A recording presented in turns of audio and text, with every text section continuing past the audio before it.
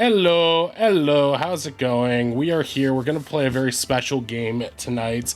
Sorry I haven't been streaming that much lately. I'm taking a mini staycation where all I do is play Final Fantasy 14, but Oddish has been kind enough, friend of the stream, my close personal friend, kind enough to pull me out of my Final Fantasy 14 stupor and host a TTRPG night for us. We're not playing our normal D&D game tonight because some of our friends are busy right now, so we are going to play some Trail of Cthulhu as a one-shot. This will probably be a two-parter one-shot, but it's going to be run by Oddish. She is our game master for the night. So yeah, I don't think has anybody here played this system before? Nobody. Okay. No. So yeah, we're all in this for the first time, so we'll figure it out. If you'd like a tutorial of how to play Trail of Cthulhu, this can be your actual play tutorial of this. We're all excited. All I know is it's got some eldritch vibes. My background with Lovecraft is that I listened to a collection of his like short stories audiobook one summer, and it was really interesting. So yeah, I'm excited. So Oddish, why don't you take it away, set us up however you'd like, and yeah, I'm excited. Not much of a setup to do for this, other than is everyone ready? I'm ready. Yep. Good to go. Alright, I guess just a quick reminder, you guys are playing 10 characters at the beginning, so don't be too phased by that. Right. Let's go. Waves crash over your little ship as she fights through the heavy seas off the coast of New Jersey.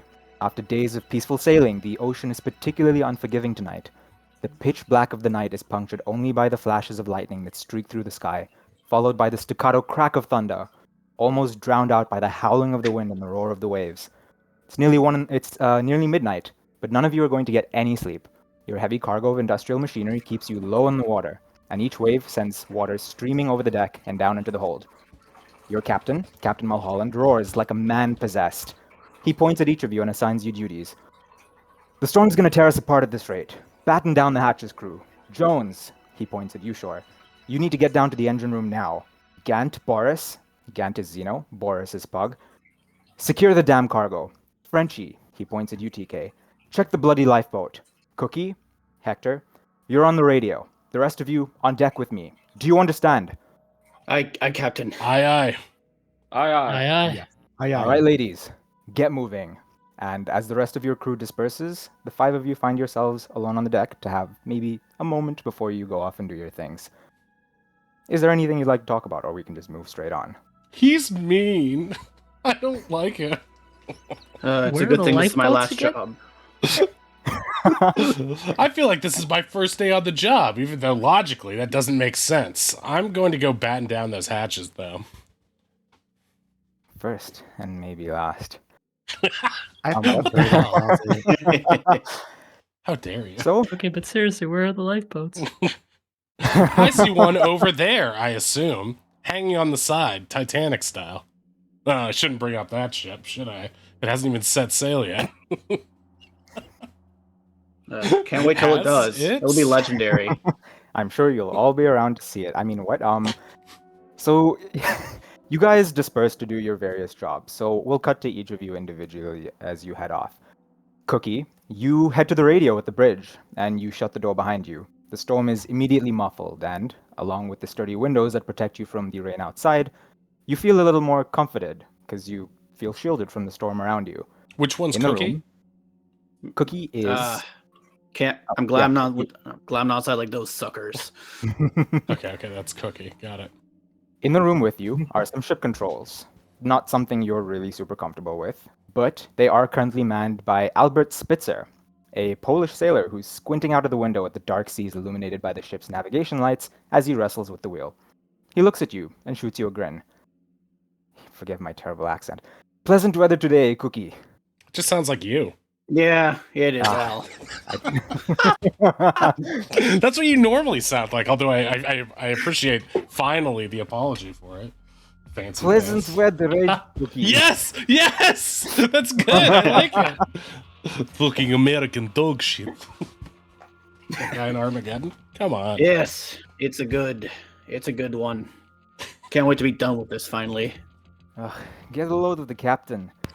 But I suppose you should probably try and hail the coast. He waves you over to the radio equipment, which looks kind of complicated, but you, being the radio man, are kind of an expert at its operation. You can head over there if you like. Yeah, I go over there. I'm like, this will be easy. So everything seems normal. You have a radio in front of you. The time shows you that it's 11:28 at night. Who would you like to reach out to? Whoever I can. One of the official channels, maybe the ports nearby. Okay, so you turn your frequency dial over to the port's frequency, and you begin to make calls out. If you want to narrate what you say, please go ahead. What's the name of the ship? The Star of Mauritius.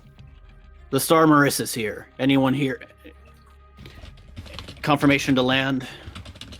Star of Mauritius, we read you. What is your current status? Over. Current status is we're fucking soaked. There's more seawater in the ship than outside the boat. So if you could just let us in, please. Roger that, Star of Mauritius. Your current nav readings tell us that you are about an hour away from port. Do you need Coast Guard assistance? Over. I look at Al. What are you thinking? We should be able to reach, but I probably would suggest getting an escort. That may be good. Cab's gonna dock off our wages, but fuck it. Yes, please. If it'd help us mightily if we could get some Coast Guard assistance. Roger that, Star of Mauritius. We will. I don't know if you can hear me doing static noises, but I can. the radio is. Thank you. The radio is immediately cut out by static. You may have lost them temporarily, but you can't hear a word that they said after that. And I gave him enough info. So yeah, the radio is returning nothing but static. When you listen closely to the static, you kind of hear maybe a pattern. You're not entirely sure. A kind of weird ticking. Doesn't really make any sense to you. It's not in Morse code or anything like that, but it's there nonetheless. Spitzer looks at you with some concern. Is that a problem? Do you think you can get them back? I mean, I'll do my best, but who's to say? I'm like starting to get all finicky with the knobs, try and get it right. He looks back at the wheel, wrestling with the controls of the ship, when he squints at the side. Cookie, do you have any idea what this means? He points at the compass next to his wheel, which has now begun to spin wildly on its axis, flailing from north to south, east to west. No recognizable pattern. It's probably the lightning just messing up with the magnetics of the compass. I do not think that is how compasses work, but I will... Al, I've been here longer than you have. Trust me. I never don't thank shut you. up I'll about tell you that. how compasses work. You never shut up about being higher ranking than me. Fuck I mean, you. hey, after tonight, you will never have to hear me again. That's true. Probably. He looks at you with a kind of concerned expression on his face. You both are kind of sharing the same concerns right now. You're not entirely sure what's up, whether things are normal. Well, at least he is. You seem Oh, I'm pretty trying to happy. play it calm. I am not sure if I'm doing a good enough job doing it. And as you and Spitzer share concerned looks, the lights suddenly go out, and you're left standing in the utter darkness of the bridge. We will cut over to Frenchie. TK, just a reminder, that's you. You steady yourself on the deck, eyes almost shut to shield against the lashing rain. The entire ship is heaving from side to side as it gets hit by wave after wave after wave. You hold on like super tightly. Water is like surging past you. The ocean is coming up to your thighs. It's really, really that bad. You realize, though, that as you're standing here, things are kind of washing up onto the deck of the ship. Strangely, where you're used to seeing nothing left on the deck other than, some sea foam and the occasional flopping fish, there are slimy tendrils of seaweed deposited on the deck, clumps of mud, embedded with a bunch of like really pristine seashells, some with their inhabitants still wriggling around in the mud. As strong as the smell of the ocean and the charged ozone of the storm is, you're suddenly hit by a really, really foul odor. And everyone around you also kind of pinches their noses. One of your crewmen, who were temporary ones, you five are kind of the core group of the ship, looks at you and says, We've never... What? That's never happened before, the fuck? I don't know what the hell's going on, but this is new. Oh, what the hell is that smell? Do you think we should get the cap? I don't know what he's supposed to do. We're pretty close to shore, right? We were ordered to check on the boats, and given the nature of the storm, we check the lifeboats and then we get the hell below deck as soon as possible. This is not our mess to clean up. You can head on over to the lifeboats. Everything seems pretty nominal, other than the fact that the lifeboats are swinging pretty dangerously on the ropes that they're hanging from. But you can go ahead and try and fasten everything down. Give me a... Okay, I'm going to ask for our first roll here. Give me a preparedness roll. Assume you have... This applies to everyone. Assume you have 2 points in all of the stats that are required. So if you have your sheets open, just for the time being, presume you have a 2 and everything. Just give me a single d6 roll. Okay, do I use my points? If you want to guarantee success by spending points, you can try. Okay, yeah, I have one job. Okay. I got a 6. The lifeboat comes pretty dangerously close to swinging by and taking off your head, but you've been in worse storms before. Granted, you haven't seen any of the weird events or any of the things that are washing up on deck, but you know how to secure lifeboats like your life means on it. You narrowly duck and dodge and it comes swinging over your head, and you're able to properly fasten everything down. You do that on the other side of the boat as well, and everyone is recoiling. You're really the only one doing this. Nobody else really cares. You're in the process of doing this. Oh, please go ahead. If you're gonna just stand around doing nothing, get below deck before you fall over.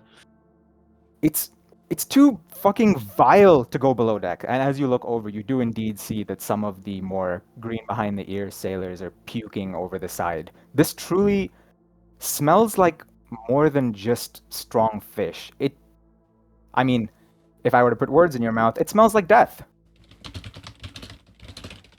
You're pondering this when all of the lights on deck immediately darken and fade. The night is absolute. You cannot see more than a few feet past your own hands. Like, if you held your hands up to your face, you wouldn't even know they were there. The sea spray hits your face as you squint and try and see something, but the moon is also hidden behind the dark, thick clouds. What would you like to do? Yeah, I don't care what they have to say. I'm making for below deck at this point. The ships are, deck? Yeah. Okay. As best I can, You given stumble the around in the situation. dark. You stumble around in the dark, and you begin to try and head below deck. And while you're doing that, we will head over to Gant and Boris, Hector and Pug, respectively. The two of you head down to the hold to make sure that the cargo doesn't slide around too much. It's below the deck of the ship, so you have to open up a trapdoor that's set into the deck and clamber down a ladder to get to the huge open area downstairs. When you get there, there's just stacks and stacks and stacks of crates. Most of what you see down there is stored in those crates and lashed down to the floor, but you really weren't expecting such a rough journey. As you enter the room, you can see the ropes that are tying the things down twisting around as if the things are trying to break their way out of their bonds. You are down here to secure them, and it's not really a one or even a two-man job with the amount of things that are down here, but y'all have not been getting paid very well, and you cannot afford to damage the goods. Go ahead and do what you want to down here. You said it was Hector and Pug, or Zeno and Pug? Sorry, Zeno and Pug. I misspoke. Okay. And what are we doing? What are we doing with the crates again? You are down here to lash them down. The storm threatens to pull them free from whatever restraints that they're in, and you're just there to make sure that things don't get crushed and your paycheck doesn't get docked. Okay. Here, grab the other ropes. Already lost an eye for this ship. Don't want anything else going overboard. Are you? Okay, but you have an eye patch? Yes, apparently I do. Okay, so where is the rope going to? Because I can't find the end. Not certain. We just need to tie things down, I guess. Okay, I'll just yankate it over here. Hopefully we can tie it up. So you guys go ahead and you have the ropes, the kind of thin, the flat ropes that are capable of lashing things down, and you have metal restraints that you can kind of jack to keep them tighter. You go about starting to lash things down. You go from crate to crate to crate. There are legitimately dozens of them down there. As you brush by one, you see it feels kind of like you've just gotten a static shock, but no static has ever really felt like that. It kind of feels like you've been electrocuted. But the shock is so violent that it leaves you stunned for a second, and visions flash through your mind.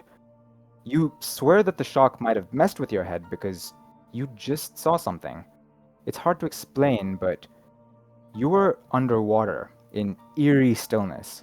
Green rays of light were shining through the surface, and you couldn't see anything around you. But in the darkness, far below you, miles below, you sense something colossal stirring in its sleep. And then you both snap out of it and look at each other. Neither of you are really sure if the other person saw what they saw, and yeah. I think there's something down here with us. What the heck was that? Oh. Whoa, God. Oh, God, I don't know how. It didn't feel like a dream.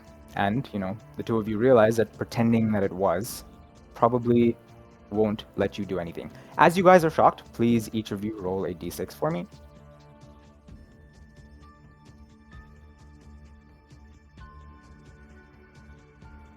Pug, do you know how to roll a d6? I'm looking at this space. Wait. Oh, rolling. If there's a little dice thing on the left that you can click on and roll a d6, or you can just type into chat /RD6. Ooh. There we go. Ooh. Both of you are kind of standing there stunned and not really sure what to make of this vision when a freak wave hits the boat and one of the crates on the shelves comes sliding off of the edge. It bounces off of Gant and thoroughly slams Boris, and you both, for the sake of this, take 3 points of damage. You had 7, you now have 4. It shouldn't really matter, just kind of introing you to how damage in this game works. So, you both are there, still stunned by the aftermath of what's gone on, thinking about what you might have just seen. You think about whether you should tell Captain Mulholland or the rest of the crew. I mean, should we go get help? I don't think anyone would really believe us, but at the same point, like, I don't know. I honestly, I don't know what to say, because who would believe us? I don't know. I think we should tell them, but It's a good are they point. gonna believe us?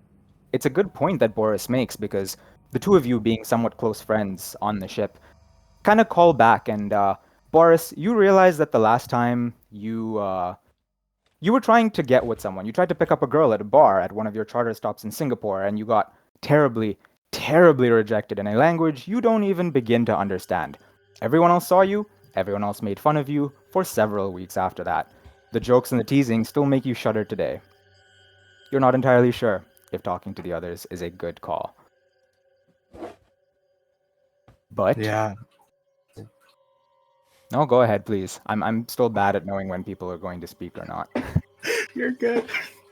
I don't know. I think we should just keep this between ourselves.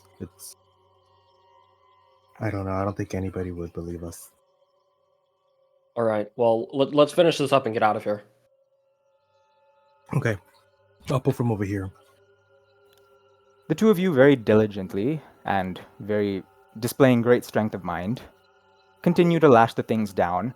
It's going well until at some point in the not very distant future from then, The lights flicker and go out. We will cut to Jones now. Sure, that is you. Okay. You are sprinting down the stairs to the engine room to make sure things remain nominal. As the engineer on the ship, kind of the whole backbone lies on you. If things go out, you are dead in the water. And the last thing you need right now is for the engine to overwork itself and give out, because then you'll be stranded and powerless in the middle of this raging storm. When you climb down the stairs into the dark, steamy engine room, the sounds of the storm are muffled, giving way instead to the hissing and ticking of the machinery that makes the ship run. You can hear it groan and creak under the stress of the gale outside, but is that the only thing that's groaning? Is there anything specific you'd like to do down here, or just kind of keep an eye on the engine and its components? I'm freaking out, so I'm just gonna keep going towards the engine and check it to make sure everything's working correctly. So you head down to the engine. There are some very kind of rudimentary readouts. This ship is not super high tech on the best of days, and I think the captain has had it for about 20 years now. You head over to the console, and could you roll a d6 for me? This would be in mechanical repair. So if you want to spend 2 points or 1 point, go ahead. Yeah, sure. Okay, I'll spend 2 points.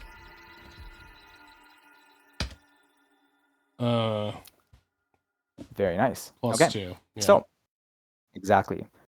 So you sigh with relief. Your mad, scrambled attempts at putting the ship at ease have paid off.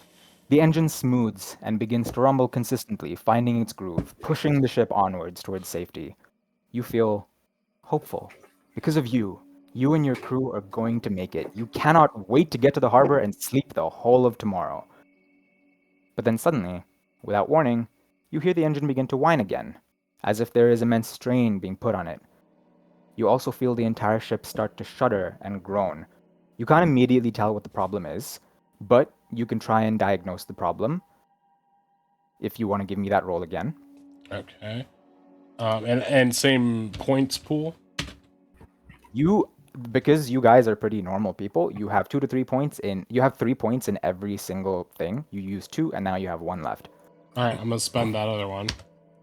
4. You aren't really sure what's going on. Everything you did made sense. You were able to just kind of reallocate power on the console and make sure that the ship wasn't, overworking itself. But you kind of feel like there's resistance against the actual propeller of the ship. You've kind of felt this sort of thing happen before. In your younger days, in much smaller ships that trawled much shallower waters, sometimes the engine would get stuck on seaweed, tangling itself up in the prop and making the engine strain to keep turning. But that can't be right. You're still in deep waters, and kelp needs the seabed to grow. And suddenly, before you can give it any more thought, the engine goes silent. The generator cuts out, and the backup does not kick in. The lights turn off, and you're left standing there in absolute darkness. We will cut back to Frenchie. Out of the blue, Frenchie, your TK, just Right. clarifying. You begin to hear the panicked shouts of your crewmates. Everything is dark again. You cannot see anyone, but you can hear them yelling. How do you think you would react to such a thing happening? Yell back, basically saying, "Keep your heads on straight. Panicking is going to do no one any good." You keep pretty composed, but as level-headed as you're trying to be, you find a strangely unsettling feeling descending on your bones. You can't really explain why. Perhaps it's because of the shouting of your crewmates. That would be enough to unsettle everyone, right? But you do find it a little strange that they're shouting so much. They may not be super professional, but most of the men aboard the boat are seasoned sailors. A blackout in some stormy seas shouldn't stir up this much panic among them. As you strain your ears to listen closer to what they're shouting about, you realize something. They're not shouting anymore. They're screaming. What in blazes is going on here? And I'll scramble to try to get to somebody in whatever light there is. Reach out if I can for another person. So you reach out for someone closer. You strain to hear their voices. You swear you hear 5 voices turning to 4, 4-3, 3-2, and then it's just one lone voice wailing in the night. "Help me!" it cries. It sounds pretty close, actually. "Help! Someone, please!" I will run towards it. As you try to pinpoint the source of the voice, you seem to be getting closer to it. Maybe if you yell back, they'll be able to hear you now. I'm on my way. Keep your head on. Where are you? Frenchie, is that you? Yes, it's me. Thank God you're alive. We need to get to a lifeboat. We have to go. They're aboard. His voice is suddenly cut short. You sprint between a passage between two of the boxes you have on the deck, and you spot someone lying on the ground. The lower half of their body is around a corner, but their torso and head are lying in view of you. They're carrying a lantern, which is kind of next to their head on their side, and as you get closer, you can see by the white beard and nautical hat that this is Captain Mulholland. And when you say their torso is behind, you mean like it's separated? No. It's like if you were Okay. lying down around a corner, you'd only really be able to see the top half of them. I will inch closer. Kind of like thrown off. Like this doesn't seem like behavior I'd expect from the captain in this circumstance. You inch closer to him, and as you get closer, you can make out details on his face. He's staring up at the sky, mumbling something to himself, something you can't hear over the roaring wind and pounding of the waves. But you don't need to hear it to figure out that the captain seems kind of out of it. Maybe he slipped and knocked his head on the ground. But as you approach him, his head turns slowly over to face you. He continues to mumble at you. What would you like to do? You're basically next to him at this point. I will offer him I'll try to basically lift him up onto my shoulder to give him some leverage, help him get back on his feet so we can make our way towards the boat. I'm not paying too much attention to how he's looking at the moment because I'm just like, okay, things are bad. You're saying they're bad. You're the captain. Let's go. You reach over to try and help him, and as he notes your approach from the darkness, something draws your eyes to his. They're dull, and his eyelids are fluttering weakly as if he's struggling to keep them open. He says one word that you can read clearly from his lips. Run. Captain Mulholland is pulled out of sight around the corner, leaving behind a trail of blood that glistens in the light of the lantern he left behind. At this point, I would normally give an actual scream. My kid's sleeping in the next room, so just assume I did. Before I, run as carefully as I can so I don't slip, fall, and break my face on the deck. Okay, would you like to leave the lantern that he left behind as well? It is kind of like past the corner, but Can I tell the general direction of the nearest lifeboat without it? You could. There is a danger Yeah. of you slipping and falling though, because like I said, you can barely see in front of you. Could I sort of crouch a little lower to steady myself a bit more as I move? Yeah, you definitely could. You 'Cause can be He got pulled out cautious of if you want. sight. Yeah, he Yeah, did. yeah. He got pulled out of sight. I'm not trying to get near that lantern and potentially get pulled too. So I'll just go without it. So you begin to creep towards the lifeboats. You still hear nothing now. Every scream that you heard that punctuated the night is completely gone. You hear howling wind, and you don't know if you're imagining hearing, pretty terrifyingly close to you, another noise. Something between a growl and a screech, and if you don't already have them, it's enough to send goosebumps shooting up your spine. Something is very, very close to you. Okay, at this point I drop caution and I start booking it. Okay, so you flee to the lifeboats. How do you feel about possibly abandoning your other crewmates? I was told by the captain of the ship to run, and just saw him get pulled away by a trail of blood. Last thing on my mind is abandoning everybody else. I'm actually more afraid that even getting on the lifeboat's not gonna do much. So We might just be fucked. with that in mind, your mind goes blank. Just thoughts of like, I need to get off this boat. My life depends on it. You, despite the darkness and the rolling, you bump into many things along the way, but you make it to the lifeboat.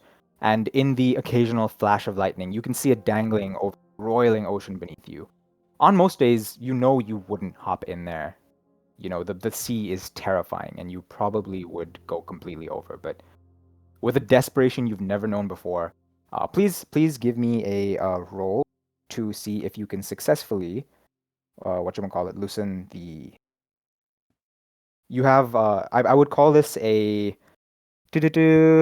I'll call this a piloting roll. So you have 3 points that you can dedicate to. Okay. Yeah, I'm just gonna. What can I only do 2 at a time, or can I put like? No, the you can full do up to 3? 3 if you want. Okay, yeah, I'll put the full 3. Even with I'm that, desperate. Yeah. even with that, you are really struggling to undo the latches on this thing. You know, it's very difficult to do, and panic has overtaken your mind. But with enough time, you manage to get it done. The lifeboat lowers gradually until it is within jumping distance off of the edge of the ship, right? You know how they kind of lower and you have to hop off the side. Mhm.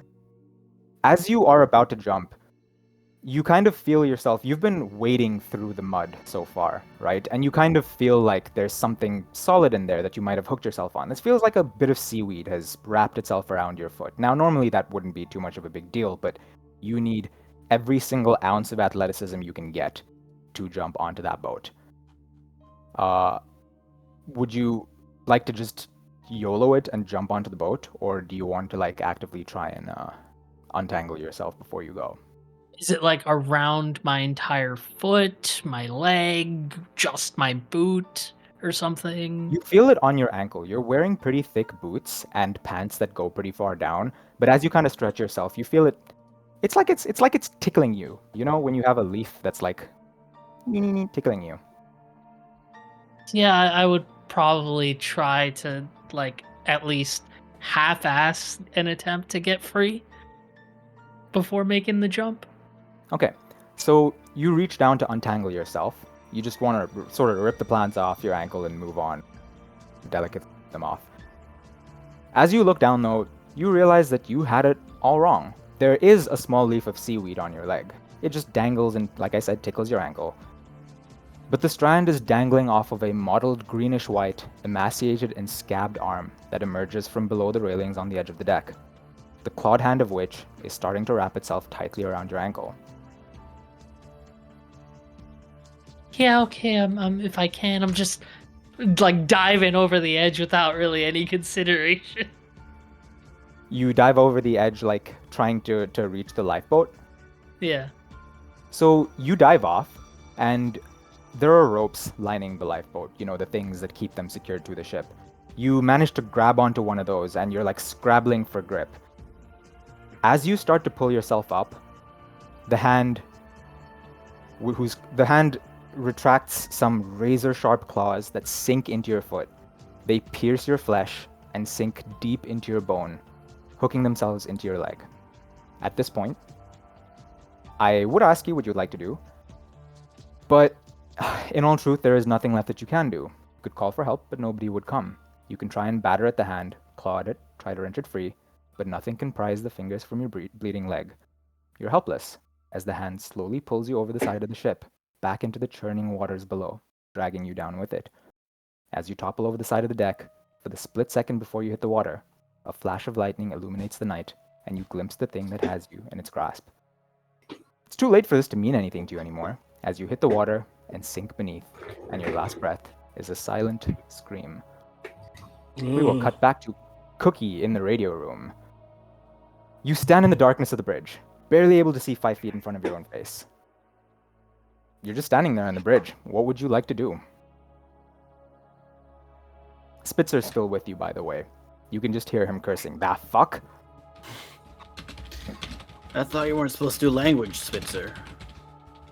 You try telling a Polish man not to swear in a situation like this. I'll go check on the crew.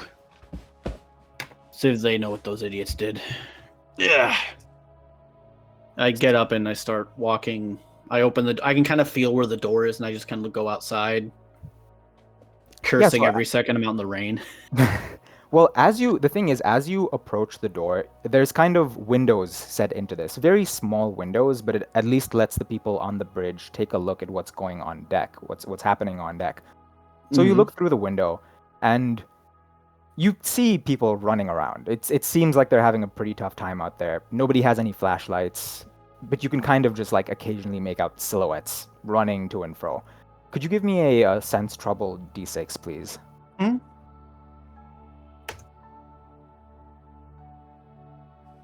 I'm just gonna keep it. Actually, I'll use 1 point, so I have 2 left.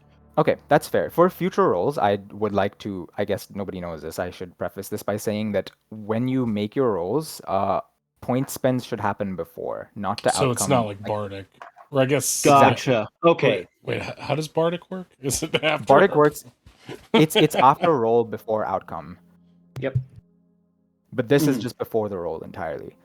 Okay. So I'm using 1 point. Yeah. So with that, you note that they're running frantically. You kind of chuckle to yourself a little bit. They're some of the laziest people you've ever met in your life. But now they actually seem like they're running around to get some stuff done. Like complete greenhorns. It's actually pretty amusing. You're glad you don't have to be down there in the storm, though. But if you want to go check on them, may not be the worst idea. I'll take out my flask, take a sip, put it back, hide it, and then just go like, all right, Al, if you don't need me, I'll be out there checking on the lads. What do you mean if I don't need you? I'm the only one up here. It's hard to pilot a ship that has no power. I could at least use the company. All right, I'll stay. You twisted my... I open the door, feel how cold it is. I close the door, and I'm like, you twisted my arm, lad. I'll go out and I'll stay in with you. If you do open the door, as you open the door, you do hear the howling of the storm, but you hear people shouting. With that sense trouble roll, you can't really make a whole lot of what that shouting is about. You kind of just assume that it is general panic kind of yelling. You can still head out if you like, or you would like to stay. Al wants you to stay, but it's up to you. I'm gonna roll a d6 to help me decide right now. Yeah, I'll do the right thing. I'll be back quickly. I know the ship like the back of me hand. And I open the door and investigate, see what's going on. Okay. So you open the door and you head outside. You still don't see figures running out anymore. And the shouting also does seem like it's dying down. Over to your right, you hear a yell coming from where the lifeboats are, but as you head over there, nobody's really there anymore. In fact, no matter how hard you look, you cannot seem to find anyone.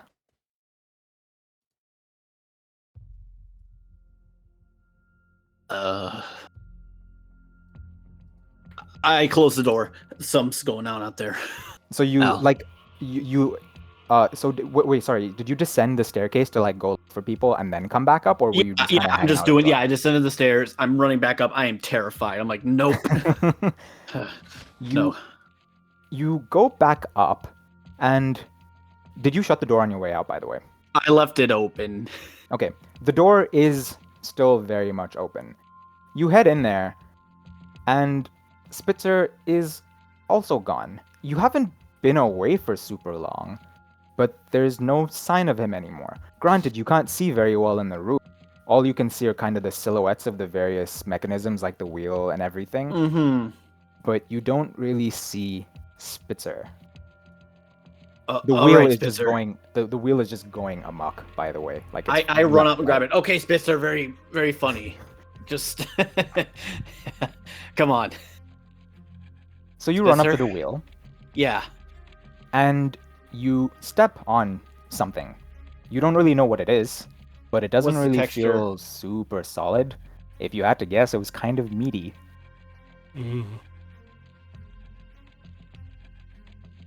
I'm okay. I'm just pushing out the thought in my mind. Nope, get in the wheel first. You head back to the wheel and try and wrestle things back to normal. You don't know what's going on, but you know that you just need to maintain some semblance of control. At that very moment, a flash of lightning goes off and illuminates the room, including what is at your feet. You see Spitzer's body just lying there. On the floor next to you, his body twisted at a weird angle. His eyes are wide open, and it seems like he has an expression of absolute terror on his face, and his mouth is just steadily dripping blood. Yeah. Oh. While holding onto the wheel, I bend down and put my finger at his neck for feeling a pulse. No pulse. He is gone. Fuck. I get the wheel as best as I can, like with one arm, with like an elbow and an arm. And then I grab my flask and just take a huge... I just start chugging it. You start chugging it, and then another flash of lightning, something in your peripheral vision, something on the door. It looked like fingers curling around the corner of the wall. And then the light fades once more, and you're left standing at the wheel. We will cut over to Jones in the engine room. You still down there? At this point, you said I knew that something had likely grabbed the propeller. So I it feel feels like it's been tangled. I assume I'd gone up above deck to the back of the ship to see if I can see anything back there. Okay, you have a little bit of light. The emergency generator has not kicked in, but there is like a separate auxiliary power for the emergency lights. And so you note them. They're very dim red lights that slowly flicker and buzz on. There's a lantern strapped to the console bench. You know, it's very handy for conducting repairs in the dark. Would you like to grab that on your way out? Yes. Okay. So you pick up the lantern and you begin to creep towards the stairwell. You're only guided by these very, very dim red lights that illuminate the darkness. It kind of shows itself as a stairwell leading up towards the deck. So it's a shaft of slightly less dark black, you know, that you can tell the sky is there. But as you reach the foot of the stairs, you freeze. You see something moving in the darkness, imperceptible. It's so dark outside that you have to squint to see anything at all. But what you do not have to squint to see is the hand that slowly curls around the edge of the hatch, separating you from the rest of the ship. Pale and thin, it glows in a dim red light. The hand itself is emitting light? No. The emergency lights that are down in your little area, they illuminate a hand kind of reaching down, like scoping out the path ahead. Where is it coming from? The top or some unseen place? The top. So if you imagine it, you know, like Stairs if you were leading going up, down a the hand's staircase, coming down? Exactly. Okay. Does it look human? It's very very dim, but you can see that it seems, I guess if you had to put a word to it, long. The forearm is super long and thin. The digits themselves are bizarrely, you know, like inhumanly, they stretch. What's this tool I have in my hand? Just a light? You have a lantern. You can probably run around downstairs to try and find a wrench or a spanner or something. This is the engine room, and this is down here to conduct. I imagine that I would have had a wrench while I was working on the engine itself, or at least it would have been nearby. Yeah, you didn't need to conduct any physical repairs on the machine, but you probably would have had them ready in case. Everything you did was just kind of like winding down power levels so the engine doesn't overstress itself, you know, things like that. Alright, I'm going to retreat momentarily, trying to be stealthy, grab a wrench, and try to come back and whack that thing. Okay, so you retreat further, a little further, not too far, but further into the engine room to try and grab a wrench, something that'll help you defend yourself. As you're kind of rooting around, out of the corner of your eye, you see a shadow kind of flit from the stairwell to behind one of the large generators that currently sits inactive. If you imagine the layout of the engine, it's like a corridor with different machines lining it, around which is the stairwell to go up. So you saw something dash from the stairwell and is now hiding, from what you think, behind a piece of machinery.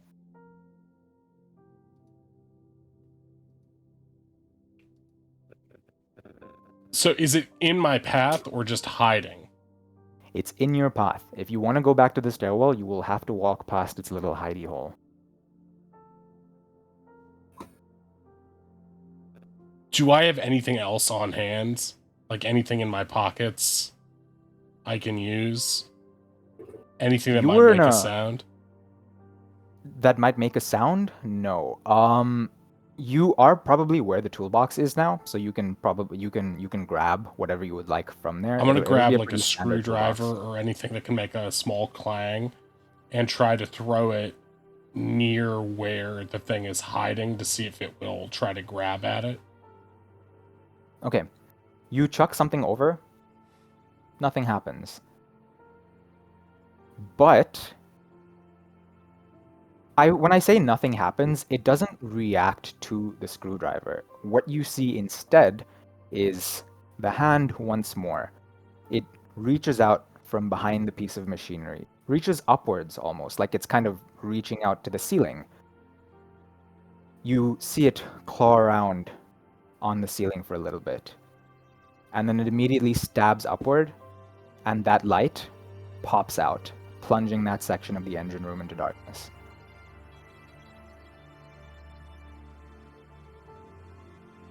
There are still a couple of lights between you and there, but if you think about it like a corridor, the light at the end of the corridor has gone out.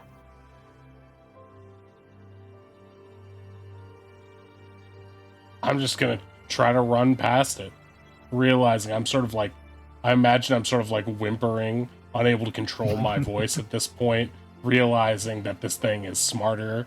It's not just some animal or creature. It's a thinking thing that knows I'm there. It knows Okay. I'm gonna try to get past. Now it has an advantage. I'm just gonna run because I'm in fight or flight mode. You straight up, you drop every... Well, I mean, do you want to take some stuff with you? No, I'm still holding. I'm gonna put the lantern down, and I'm just gonna clutch the wrench with one hand in case it tries to attack me, and then so I have a way of defending myself. But otherwise, focus on trying to make it up the stairs past it, trying to like leap up any stairs I can to try to avoid any swipes. Okay. So you drop all pretense of stealth and sneakery, and you run straight towards the exit, all strategy just kind of thrown to the wind. You know that if something tries to get you, you have something to defend yourself. But other than that, you just need to get out of here. You cross the length of the engine room pretty quickly until you get to the patch of darkness. And once you're in there, you can't really tell how far you're running anymore. These lights were very dim to begin with. But as seconds pass, the air like blowing in your winds, nothing really seems to happen. You manage to reach the stairwell kind of safely, yeah. The thing in the dark hasn't lurched out at you yet, and maybe you surprised it. You really don't know. I just keep going up. Okay, so you begin to climb the staircase, and as you reach the top, you just straight up bump into something. It seems about as taken aback as you are, but you have a couple of split seconds to make a decision. You don't know what you've bumped into. This thing hasn't reacted. You have legitimately 1 second.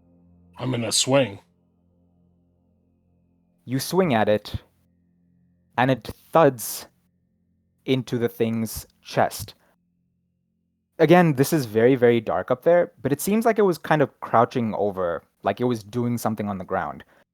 But as you clunk it, it stands up to its full height, and it is like a full 3-4 heads above you.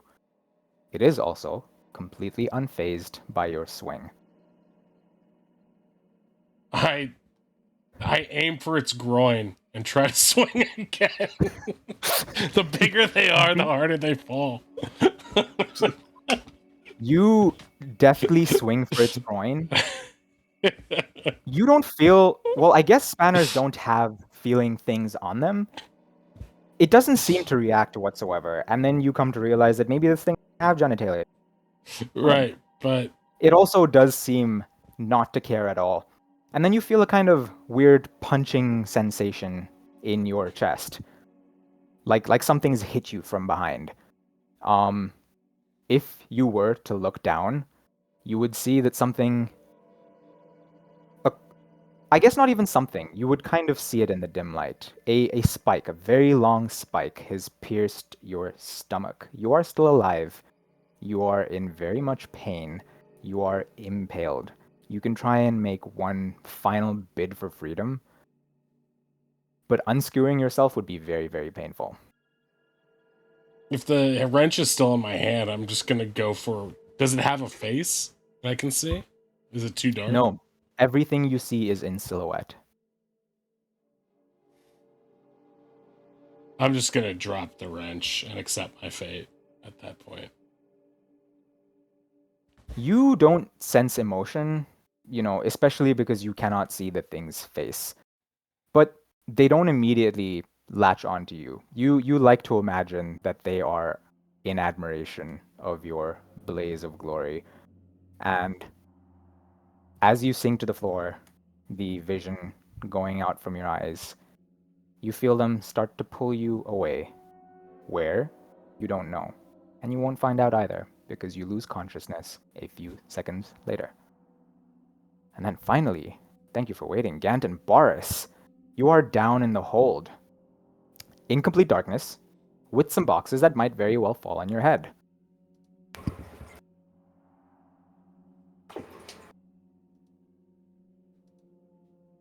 Oh, you're done talking. Okay. Sorry, I was making a joke. Or I was writing out the joke.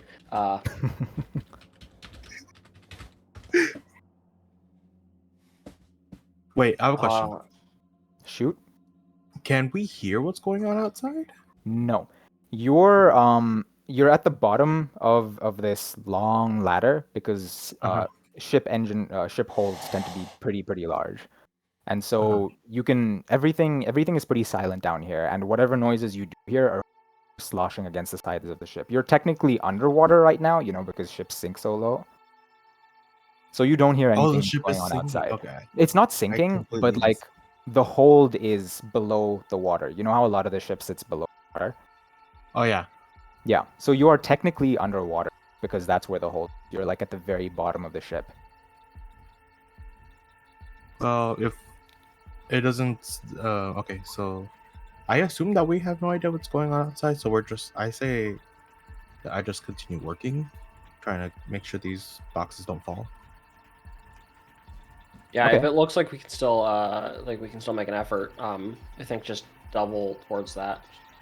It's an admirable sentiment, but it is legitimately pitch fucking black down here. You know that there is a lantern, like a very rudimentary flashlight, somewhere along the walls of this thing, of this room. But as for latching down the boxes, you just cannot do that anymore. You are down where normally the industrial lights are enough to blind you, but everything has gone out. Right, forgot that the lights went out. Yeah, going Oh. to search for that lantern. Okay. I think we gotta either get help or figure out what happened to the lights before we continue. So I don't know. It's really dark in here. I'm gonna just start feeling everything around. Hopefully, I can bump into the lantern. That way we can see if we can go get help. I mean, Yeah. So you guys are splitting up to fumble around in the dark. well, I say yes. Yep. Okay. Looking for where the lantern is. So you are Binkley style. feeling up the walls, like you're stroking them, like lovingly. You're looking for something that's not there. But after a while, Gant, you are able to find it. You find the little box that a thing is contained in, and you manage to pry it open. You grab it and you can turn it on, and that will kind of, it's a very dim light in the darkness, but you can call over to Boris if you would like him to join you. Boris is still very much in the dark looking for things on the walls.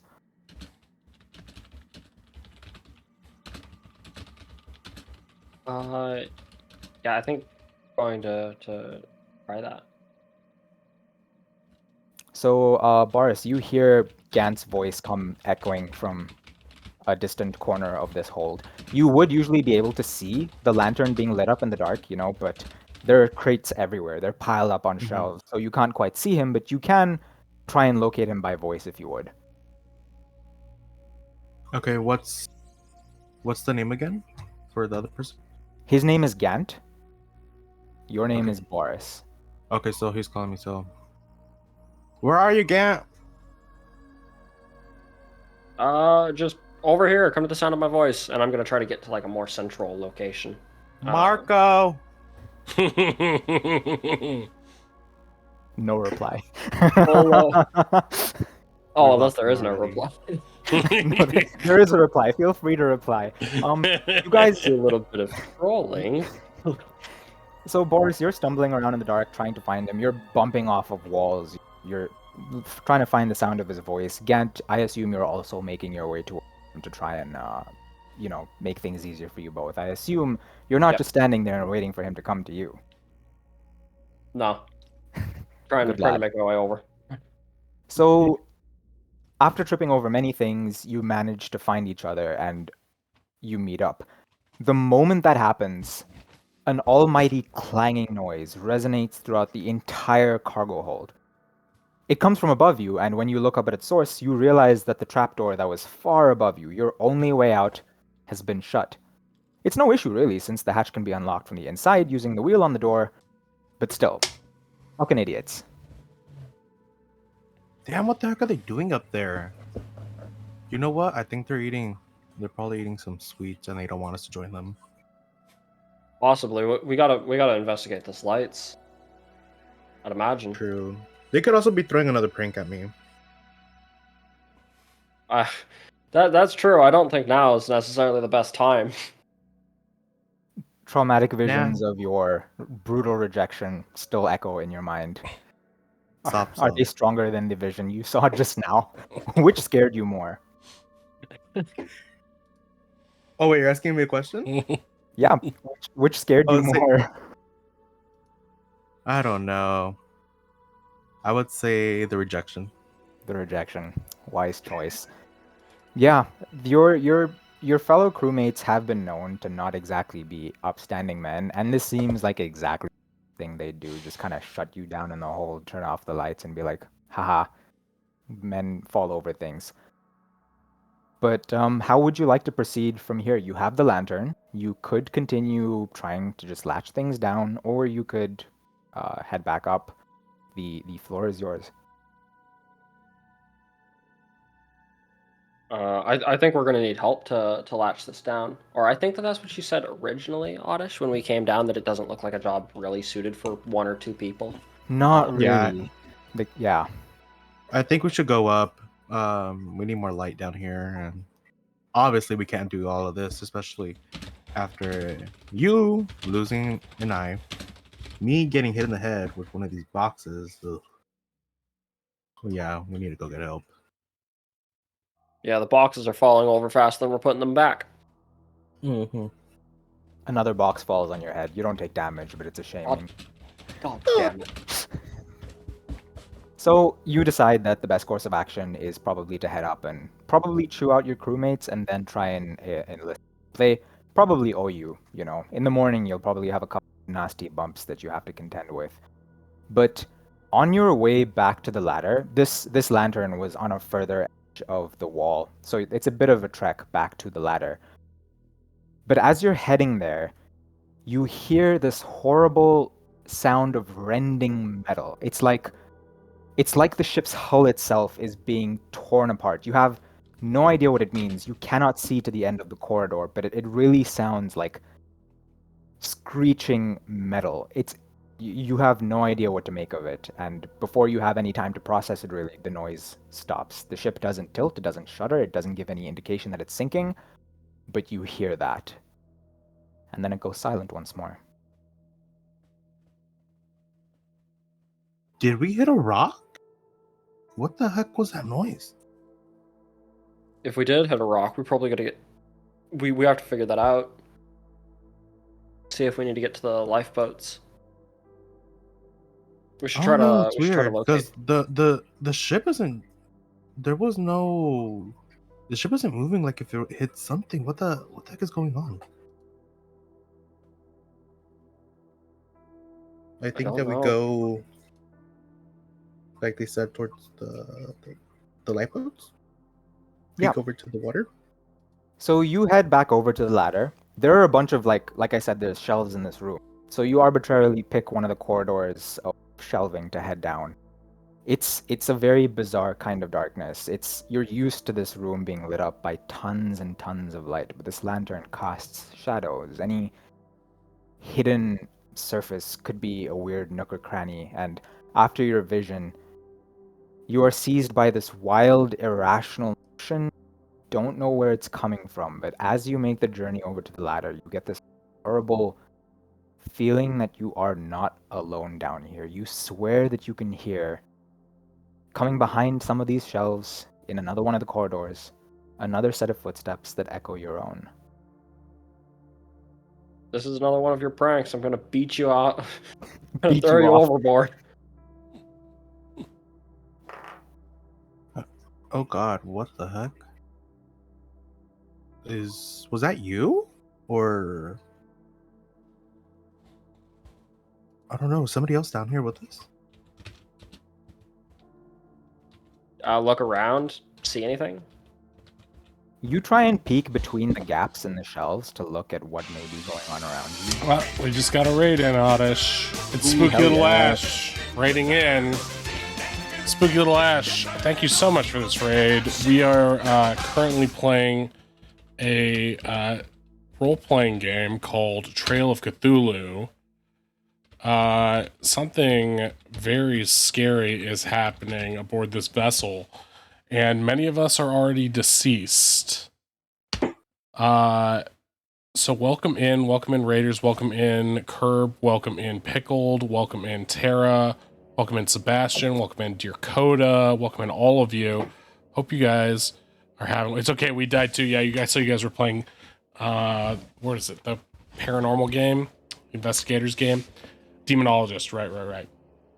The Very sort nice. of the. I love the look of that game. Yeah. Oddish and I spent a lot of time playing Phasmo back in the day. Yeah, exactly. Same vibes. Very similar vibes. Love you, Ash. Love all your content. Please follow Spooky Little Ash on Threads and Twitch and all that good stuff. And thank you very much. We'll be here in chat currently. Oddish is running this game as the game master. If you're not familiar with tabletop games, it's games like Dungeons and Dragons. In this case, it is a Cthulhu mythos sort of game. So old school Americana with Lovecraft horror vibes. So yeah, the situation is a bunch of us are on this vessel trying to make our way back to port, and some sort of thing or things are attacking us. Yeah, these are our characters here down below. We haven't met them yet because currently we are playing a different set of characters who set our story off. So Oddish, why don't you take things back? Sorry for the interruption, but thank you very much Of again, course. Ash. Thank you for the raid. I'll get back into it. So the two of you are heading back to the ladder, and as you make it there, you probably feel a little more incentivized to get out. But as you reach the ladder, the source of the screeching sound becomes apparent. The ladder, or at least a couple of meters of it, has been torn from the walls. It lies in a twisted, crumpled ball of metal on the floor next to the rest of the ladder, which is now impossible to reach as it is just above your arm span.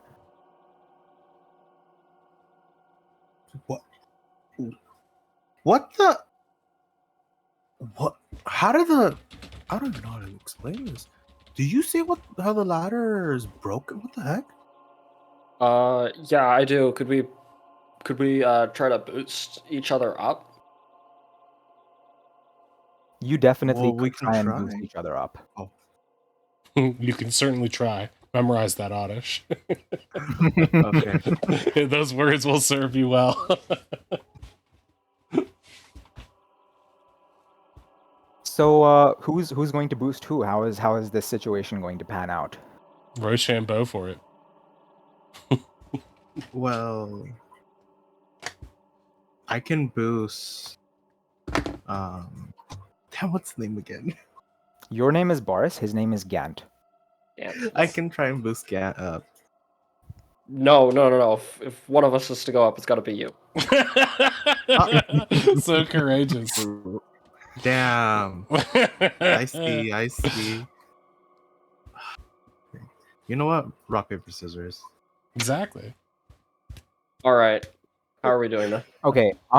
R for rock, P for paper, S for scissors. When I count down when I say go, you put it in chat, in Roll20 chat, and then we'll go from there. All right. Okay. Put in your thing, and then I'll count down, and you hit enter. I'm ready. You I'm ready? ready. Okay. 3, 2, 1, go. Okay. Paper covers rock. Paper. All right. Well. So you win. Looks like you gotta go up. All right. Okay, so So Gant is the one headed up, right? Yeah. Mhm. Gant is heading up. I imagine they're So- doing this while people are just getting ripped apart above that. Rock, paper, One, two. scissors. No, that's 2 out of 3. Okay. Just kidding. brings Clean out the laser beam. A little too heavy of a thud to like. So, Boris, since you're hauling Gant up, I would like you to give me an athletics. You also have 3 points in this. You can spend as many as you would like. Spend 'em. And you are You're going not- to try and yoink him up. Okay, you're gonna have to tell me how to do that because I don't know how to use the points. Okay, so Well, again, they're just imaginary right now, right? 'Cause Exactly, for the time these are they're made up for imaginary. these characters, so you can just so you've got 3 points to spend. You can say how many you want to Uh-huh. spend, and then just roll a d6. Otherwise, Oh, so it's just like a plus. Like, let's say if I roll a 4 and I want to use 1 point. yeah, Maybe but you it'll got to be fine. decide in advance Precisely. how many you're risking. Basically, you're like, I'm gonna spend 2. I'll use 1. There you go. Okay, and now just roll a d6 for me, please. Okay. Let's see. It's better than just getting a 1. It's 2 now. It's 2. Have a Much 2. better. That's my second one. Oh no! Well, it's a 6. It's not as bad as a D20. Crit Yeah. fail. True. That being said, so you try and haul, you try and like prop him up on your shoulders and stand up. You don't realize that at your feet there is a puddle. The trapdoor was open for a while. Water has been pouring in from above, and there is water at your feet. Because of your scant athletics roll, you kind of slip on that, and Scant. both of you come tumbling to the ground. Gant, you land you were like on his shoulder, and you land heavily back. You are slightly stunned, no more than for a few moments though. The alarming thing, though, is that with that thud that seems to bizarrely echo through the hold as if for dramatic effect, As if the for? footsteps the footsteps stop, and then they begin again. But they are a lot quicker, and they are coming towards you. Oh jeez. You Oh. don't have very long to act, but you can try that again. See, this is why I should have lifted you up. You know I'm stronger than you. Thud, Fine. coming closer. Do rock paper scissors again to decide what to do next. In the time it takes you to play rock, paper, Yeah. scissors, you die. Okay, I'm ready. Yeah, exactly. No, are you actually going to do rock, paper, scissors again? Yeah, Oh, no, do are it, we not? do Oh, it. okay. Oh. Do it. It's been decided. You just see a different hand come in with the scissors. Oh, Volcano. It's coming closer. You don't have a lot of time to act. Who's going up? Who's staying down? I'm gonna try to.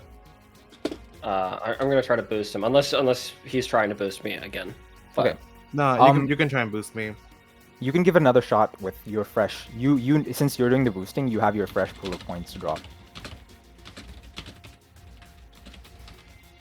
I Much didn't. stronger. Yeah, I mean, a 5 will do the trick though. It takes a lot of strain. You like are heaving. But you manage to get him to reach the top rung of the ladder and he's able to pull himself up. Boris, you are now like on the edge of the ladder. You could potentially try and draw the other person up, but you don't know if you have time. It's not worth it. Save yourself. I'm gonna try and yank him up. Am I wearing like anything? No, You're you're just naked. wearing Jacket or normal something? seafaring clothes. You're naked. I like and that better covered in actually. Yeah, you're seawater. butt naked. You're not wearing underwear, but you are wearing overalls. You're a simple man.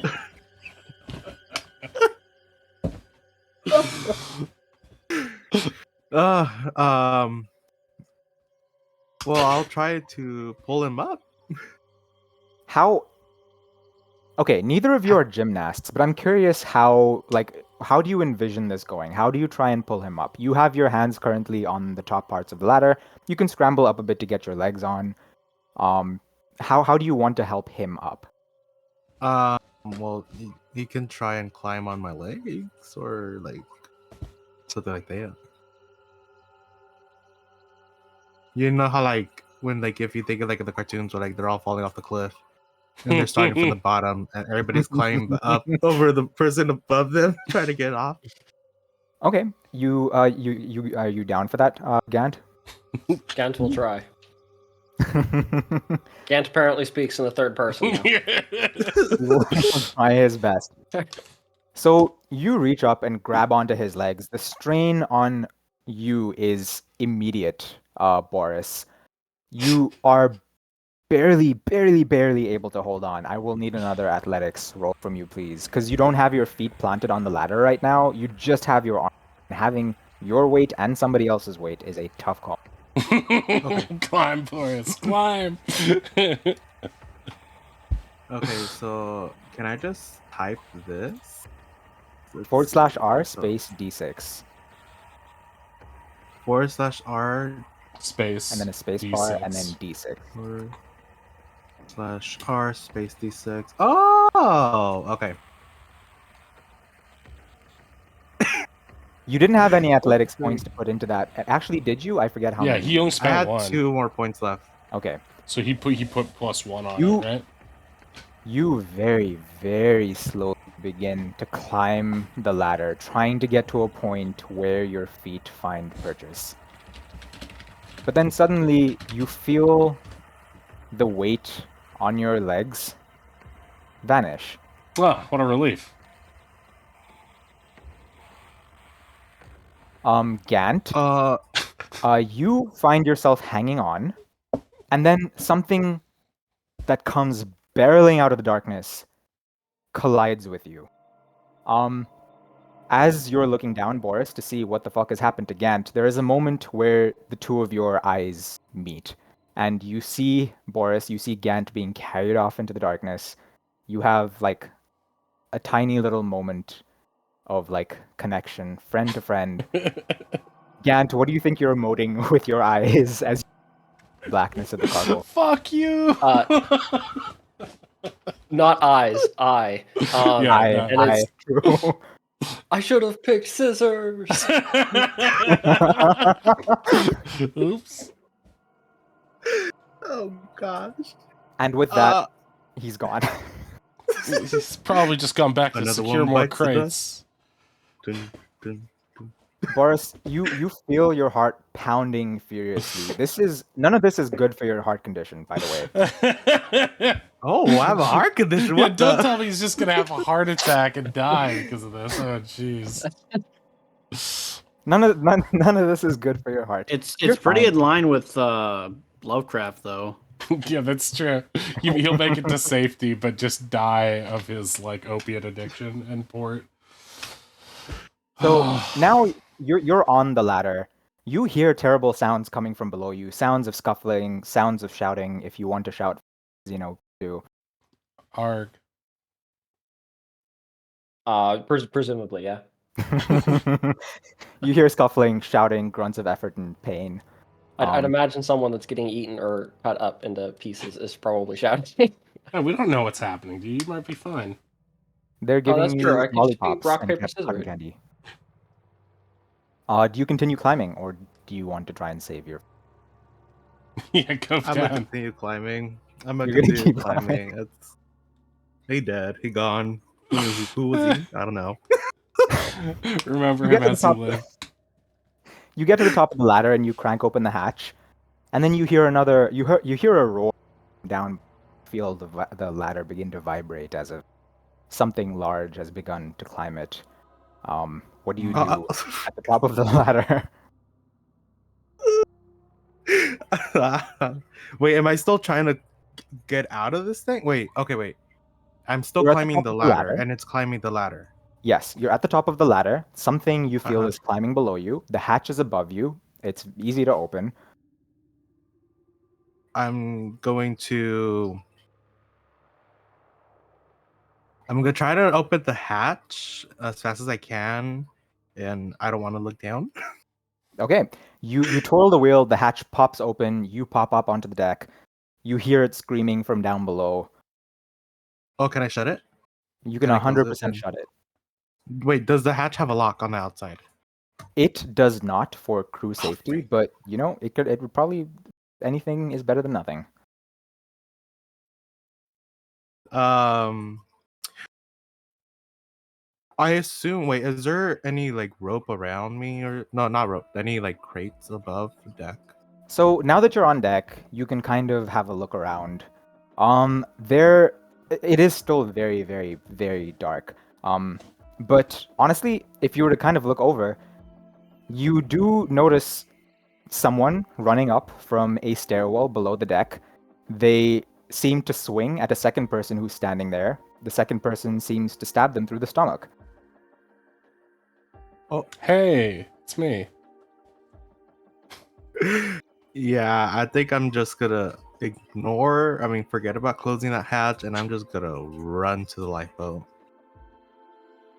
These two people are in the direction of the lifeboat. Frick.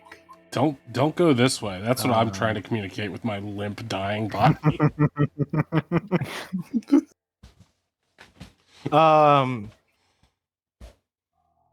I think I'm gonna still run for it. Hopefully, Okay. because they're gonna be distracted because they're killing They're somebody right now. busy. In a lover's embrace. Yeah, They can't he loves you multitask. so much. The way to a man's heart is through his stomach, right? Directly through. You make a break for it. The singular direction you can kind of see yourself headed to is you know for sure that the bridge is somewhat safe. It does lock from the inside. And there aren't a lot of points of access in. If you can kind of get in there, do you have any idea of what it is you want to do? Or that's just your knowledge? Okay, so I'm on the deck. It's You're on the open deck space, right now. You've seen someone get stabbed. I want to. Can I run to the lifeboat? Just like run and then just jump in. You could definitely try. Okay. Do I roll a thing? No. Oh. What basically happens is that you begin to run over. I want to get off of this boat. You scramble over to the lifeboat. You don't look behind you, I assume, as you make the mad dash. You hear the clanking noise of the hatch as something like just flips it open, without a thought. Mm-hmm. You don't know how far behind you it is, but you know that has happened. You reach the lifeboats, and it has still been lowered. Someone seems to have lowered them sufficiently. But you don't have to do any work on that front. You could just try to hop in. Okay. Okay, you want to make the jump. I'm gonna need an athletics from you. Oh God.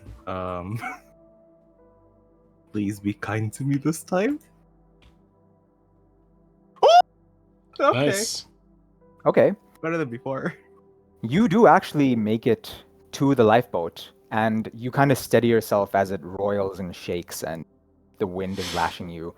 Looking over the deck, you can see a bunch of figures begin to approach you. The one that was nearest to the lifeboat that has stabbed unnamed character has now stopped doing that. It's retracted its hand and is slowly making its way over to you. You have just a couple of moments to try and figure out how to release this thing. Do I give me- have? Oh, Yeah, give me a piloting roll, please. That's also a d6. You have 3 points in that. okay. I have 3 points for that. Yes, you do. Okay, so it's R D6 plus 3. Yay, I have 5. I want to point out that being close to a 6 doesn't necessarily mean success because I'm Oh. allowed to assign difficulty numbers of up to 8. Oh, jeez. All I know from watching is like big number. Okay. Better, You- but yeah, maybe not success. You loosen one of the edges of the lifeboat. In your mind, unfortunately, you aren't super trained to do this. Typically, someone else would man the lifeboats, get people on, and release the things yourself. You are not one of those people. You release one of the ropes, meaning the lifeboat is still secured on the other side. It tips over, you tip over, and you splash down into the water. Oh my god. Frick. Damn it.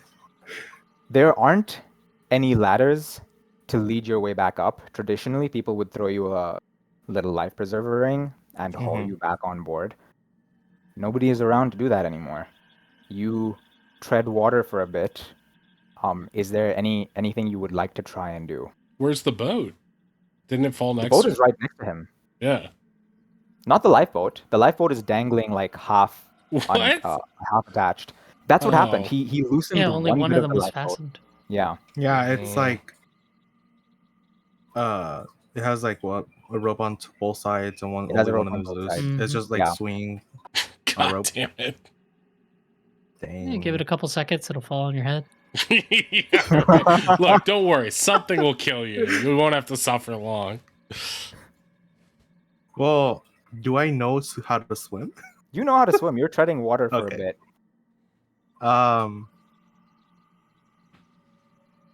I could just know. I Can could I- just can I I could just end keep things swimming, now if you'd or- like. You could just keep swimming, but I could just keep swimming. Just The merciful mercy if you GM. need it. I can end things now if you want. Rocks fall. and everyone dies. In another flash of lightning that lights up the boat in all of its detail, you notice something that would have been hard to notice from your angle on top of the ship. There are streaks of blood running down the side of the boat, Ew. like all the way down the side. It's as if things were dragged off the edge. Damn, And can I as offer you- myself? As you make those dots, the lifeboat is still there. I'm gonna say that a good enough job was done securing it. I'm not gonna take away from that it doesn't fall and hit you on the head. Damn. But in those flashes of lightning, you see shapes underwater, things slowly swimming up towards you. Mermaids. Mermaids. They're coming Remembers- for Pug. Exactly. Can I just Sir Pug.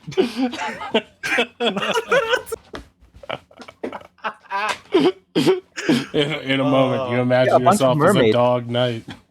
A bunch of mermaids pop up their heads and they're like, "Hi, we're here to save you," and they take you far away, and you all Nom, have nom, nom, nom, nom. Finally, a happy ending. No more of your downer story, Oddish. Jeez. something begins I to don't know. carry I you think by further away from then, if I see all those things, I'll probably just give up by then. Like, you. I'll probably just be. Okay, wait. I think I would probably be in too much shock to think anything else, and just be there, like, just staring at all the blood, because so much happened. There's too much to process. You give up and you float there, and you if you look over to your left and your right, you see shapes approaching you, and you know things are kind of fucked up. But as I something relinquish wraps my limbs. as something wraps around your leg and begins to pull you under, it's as if they've sensed you giving up and aren't making a big deal of it, you see Oh. in the distance a spotlight train on your ship. There's nothing left you can do about it anymore. It seems like maybe you've been found. But you're being dragged underneath. And you know what? Actually, you spot somebody else down there as well. Another bloated body just sinking Wow. down through the depths as you see your ship come into stark relief. You even kind of notice the lights come back on. You don't really know what that means, but you don't have much more time to think about it. I've gotten everyone, right? Yeah, you win, Oddish. What an asshole. Yes. TPK. Thank you, Oddish. We Fine, sure we're are disposable. happy to help Enough you of the become real a better heroes. GM. What a great guy. I hate this guy. Yes, everyone has died. Have fun next Tuesday and Thursday, Oddish. Actually, we don't know that Gant's dead. Gant could have survived. Yeah, he's just making sweet love to the aliens or whatever. You can't possibly have. Hey, I offered myself up too, but It was a valiant effort. It was a shame that he couldn't do anything about it. I feel like that outcome was predetermined. You took away my player agency. This is going on RPG horror stories right now. Oddish, since we're getting almost to 10 o'clock, do you want to take a 5-minute break now? Yeah, since we're at take our break. at the end. That's the end of the what do you call it? Prologue. The prologue. Yeah. As well. The You training guys can wheels. have in our break. You guys can go on ahead and bring up your normal character sheets. You will be slipping into the Right, the ones we normal have people from prepared, here on out. Yes. not our unfortunate seamen, our bloodied seamen. You guys are fine. They were mermaids. Sounds like a sounds like a regular Thursday. they only sing. They do nothing else. All right. I knew the seamen were swimmers. I didn't think they were mermaids. All right. So let's come back at let's say at let's just take a 5-minute break and then we'll be right back. When you're back, type 1 in the Roll20 chat and I'll put us on mute so we can chat while we're on break and whatever. All right. Be right back, everybody. 5 minutes. Hey, why didn't that work? It's odd. Oh, did?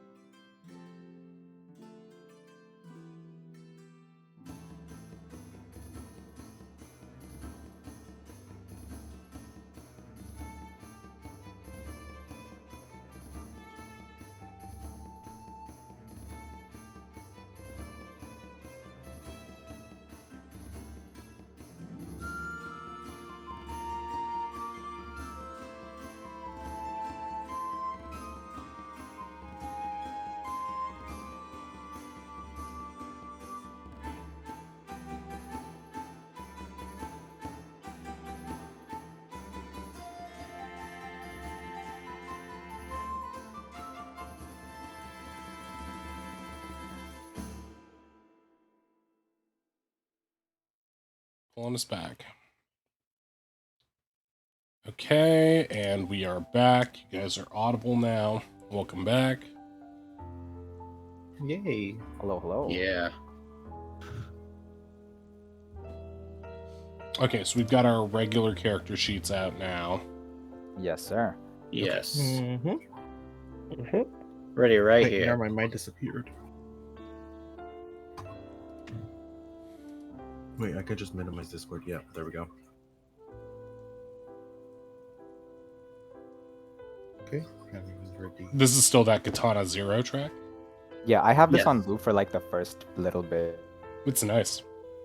of Have you setting played up the game, next Shore? scenes. It is a very nice track. I'm pretty sure I have that game, but I think it's backlogged pretty deep. Oh, dude, great it is game. so good. Don't Yeah. take your time. The DLC that's supposed to finish the story isn't coming out for another 10 years, but like it's a good game. Now I just lost Hector for a second. What is going on? Really weird. Maybe it's Discord or something. Maybe it's Discord. It's been screwy. All right. Mm-hmm. Let's resume. Okay, everyone ready? Yes. Yes. Ladies and gentlemen, welcome to the city that never sleeps, New York. We open in the very early hours of the morning, amid the towering skyscrapers and bustling streets of the city. But for now, we'll take shelter from the storm in the relatively cozy apartment of a down on his luck private investigator. We find Clyde Hawkins slumbering soundly on a creaky bed frame with a mattress that probably should have been replaced a long time ago. The clock reads 3:51 a.m., and the sun has not yet risen when a harsh ring comes from the phone in his living room. God damn it. All right. I go over to the thing and pick it up. Did I wake you from your beauty sleep? I thought a private eye like you would be burning the midnight oil, cracking cases, and kicking ass. It is your beat cop friend, Julius Spiegel. Hey there, Jules. You got anything for me? I do, actually. I have a lead I think you might be super interested in. Don't worry about getting together a team or anything. We have a group that's down there already, a motley crew from all corners of the city. It's from the Port Authority. I need you down at the harbor right now. None of us know about what's going on there, but I have a gut feeling that this is one of those big ones. Can I count on you? Not that I was sleeping or anything. Can you get me some brew ready when I get there? I'm not going to be on the scene. There'll probably be a couple of officers, maybe a squad at most, but just course you're flash my not. credentials and you should be good. All right, Jules. I'll be there soon. Thanks. Ugh. So you head on out? Oh yeah, head on out. Grab my hat, my trench coat. I was already wearing a dress shirt and everything. I don't change out of this. And I grab my Wearing ciggies and pajama I'm gonna go. pants. I can see them in my head. They're striped. So, Business casual pajama pants. Like top half ready, bottom half just completely asleep. Rabbit slippers. Because Business he's not upstairs, a pleasure child. downstairs. They're not bunny slippers. They're rabbits. So- Mature adult. You head out into the night. Shortly afterwards, you switch out your pajamas for your dress shirt, your slacks, your trench coat, and hat. When you get there, there's a simple police cordon set up around the harbor, but the cops let you through with rolled eyes when you show them your credentials. They don't want you around. Think of you as much of a private investigator. You Yeah, 'cause I arrive. still have your cases. Precisely. There's a couple of men standing by the shore. A somewhat seedy-looking but otherwise smartly dressed man who's trying, albeit with some difficulty, to light a pipe in the rain. A young but scruffy-looking one with a shock of white hair who twirls a pen musingly as he onto the water. Another whose hair is all white, fidgeting with something in his coat pocket as he looks for something to do. And a man dressed in a military uniform, barely an inch of skin showing, wearing medical gloves, a face mask, and a pair of bug-eyed goggles. These are the rest of our investigators. Please feel free to introduce yourselves to each other if you would like. If you want to know why you're here, I'll be happy to tell you so, but if you want to introduce yourselves to each other, please go ahead. We'll start with Dr. Dendron, if you want. I assume we're here because of what we've just experienced via our mind's eye, correct? Us, the players. What? Everyone here was called because of some ridiculous reason. You were summoned here by a call to your office. The Port Authority needed somebody who could provide psych evals, and they didn't bother to learn the difference between a psychologist and a parapsychologist. It's fine. You're used to people not getting your job occupation right. It's just one of the things that comes with studying niche fields like you do. As I'm struggling to light the pipe with my matchstick, I'm going to glance up at the incoming Clyde and sort of nod to him and sort of like make a bashful look, like, can you believe this weather, kind of like I'm struggling here. I give him the same look, and then I grab my match, light it up, and then put it right on his pipe. Help him out. Thank you. No problem. What seems to be going on? Fill me in. As I exhale, you get the sense that I am not smoking tobacco. I move out. I sidestep. In my head, I'm like, so it's gonna bring power down your brain. Oh, quite the opposite, my friend. This is what gives me my strength when dealing with some of the stranger cases that I've seen. Are you a man of science as well? Yeah, I follow leads and prove that who's right. Ah, so you're a man of hunches, then. Yeah, same difference. Science hunches. Mm, What works, right? very, very, very interesting. I have a feeling you and I will have much to talk about, although when you get to know me, you'll probably have less to say. Try me.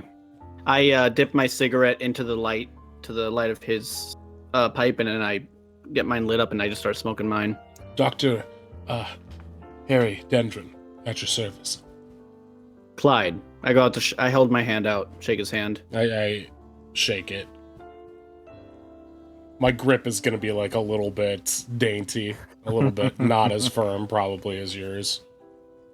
I think dainty, light, a lot of office work. I see. The cloud of noxious smoke drifts over to it's very quickly damped by the rain, but enough of it's over to the other who are standing aside. Do you think the rest of your investigators are recoiling from this smell of weed, or I think I am. It's probably gonna make me nauseous. Beats the smell of gunpowder. the two of you over there with your cigarette and your pipe, you see this white-haired youth kind of almost double over as if he's sickened by the smell, whatever it is you guys are doing. Aren't you a little young to be in a crime scene, kid? I point Sorry? What do you mean I'm 25? I can be here. You're It's- young. Crime scene? Has that been confirmed? That's usually when I'm here. I sort of like is tamp out the pipe with my thumb, burning it a little bit, shaking it, and then putting it away, noticing that the kid doesn't seem to be enjoying it. Oh, is that what you're all here for? You're here for the crimes, the crime scene? Well, it's the first I'm hearing of it as well, but I assume so. I look at Dr. Harry. I'm like, it's just a hunch. Ah, I see. Well, it makes sense. What line of work are you in then? You're a police detective? Nah, freelance. Oh, I see. Seemingly I am as well. Yeah. I've been tasked here with doing some cursory psychological profiles, although as money is tight, I've agreed to do so, even though that is not my particular field of study. But stay on my good side. I'll be happy to write glowing recommendations for you all. I could use that lately. Certainly. What about you? I point to the white-haired 25-year-old. What about you, kid? I think while you guys were talking, I dropped my pen, the one I'm using to like kind of like fidget around. And as I bend down and pick it up, I have a satchel with a bunch of paintbrushes, and they all fall out. And I say, "Huh? Sorry, what'd you say?" When I'm trying to look up and trying to gather my stuff. What are you doing here? What's your profession? I'm an artist. I paint, I sculpt. I just make some whatever comes to my mind. I don't know why I'm here. Why am I here? If you want a reason for why you're here, I'm happy to give you one. If you want to make up your own, be for that too. Give me a reason. Okay, so you're part of a pretty eclectic family, you know. You may not be super well connected with them anymore, but you find that people tend to give you a pretty wide berth whenever you go as soon as you mention last name. You're often out and about looking for your next muse, you know. Recently, the New York Harbor has been a very beautiful sight in the early mornings. Activity is not there's not many people there at all. You feel a sense of peace when you're there. You honestly, tonight, happen to be strolling around. Something out in the harbor seemed like it was calling your name. You don't know if it was a feeling or an actual kind of thing calling out to you, but you find yourself here now, amid this activity. You're not entirely sure what's about to unfold. So so it's good. Okay. It's like you're saying that I had like this sort of like eerie feeling that something that pulled me to the harbor, right? Precisely, yeah. Okay. So I don't know. Well- Something just made me. Oh, I think. Am I still here? No, you're Hello? still here. I was just about to Okay. say whether or not you want to tell the others is completely up to you. Oh. I'll just keep it to myself for now. I don't want to seem crazy. So when Dr. Dendron is asking you why you've arrived, what do you say to It was Clyde. As- It was as a Clyde who reason. asked him. sorry, as Clyde asked what you were doing here, what do you have as a reason to give? So, okay, so I could say that because going based off of what you told me, that I've been called to like the scenery because it's been calming, but it's been disturbed now, and I want to figure out what's going on. This with one it. particular night was, you wouldn't even say disturbing. Something was just, you felt like you needed to be here. Mhm. Okay. Okay, then I'll tell him. I'll tell Clive. I don't know. I just feel like I need to be here. I need to see what's going on. My interest has been piqued. I'll say that. I give him a little chuckle. All right. And I look at the person with the big book bag. What about you? Point The at big Oliver. book bag is Zeno's character. Yes. Hello, detective. I'm here because it's a secret, but I don't know what it is yet. I was you said there was a crime scene. I'm I guessing. came here. A hunch. I came here because I was instructed to meet with people. I don't quite know what's happening. As I said, it's a secret for now. For now, I'm here to uncover the secret, and I'm hoping that you are as well. Of course. In fact, Oliver, your secret summons, which didn't divulge any extra information, came at a bizarre time. You don't know about what's going on, but you were called at 11:45 at night, simply saying, New York Harbor, 2 a.m., be there, before your contact hung up. Very very cursed time. You don't want to receive calls at that time. It's very very bad. Is this you saying it out loud? Yes, the character will talk to themselves. Okay. So they're not. Oliver's not saying it to you. Oliver's just saying it out loud, kind of looking down at his hands. How old is Oliver? I think like 24, early 20s is what I wrote down. I don't know. I Okay, didn't pick up so this these page. two both look relatively similar in age. Well, Yeah, Yes. they do. Oliver has a shock of white hair on the front of his head, whereas Bijou has a completely stark white. All of his hair is completely white. Oh, I did forget to mention. So I put that. My character does have ADHD, so I think like while this interaction's happening, I'll be like, oh wait, I forgot to tell you guys. I forgot to introduce myself. Part of my rudeness, but my name is Baiju. You can call me Bai if you guys want to. Nice to meet you. Bye. Oh, Dr. right, Harry Dresden. I'm sorry, Dendron. Nice to meet you, Clyde and Mr. Dr. Dendron. My name. Well, I don't actually know if it's. People call me Oliver.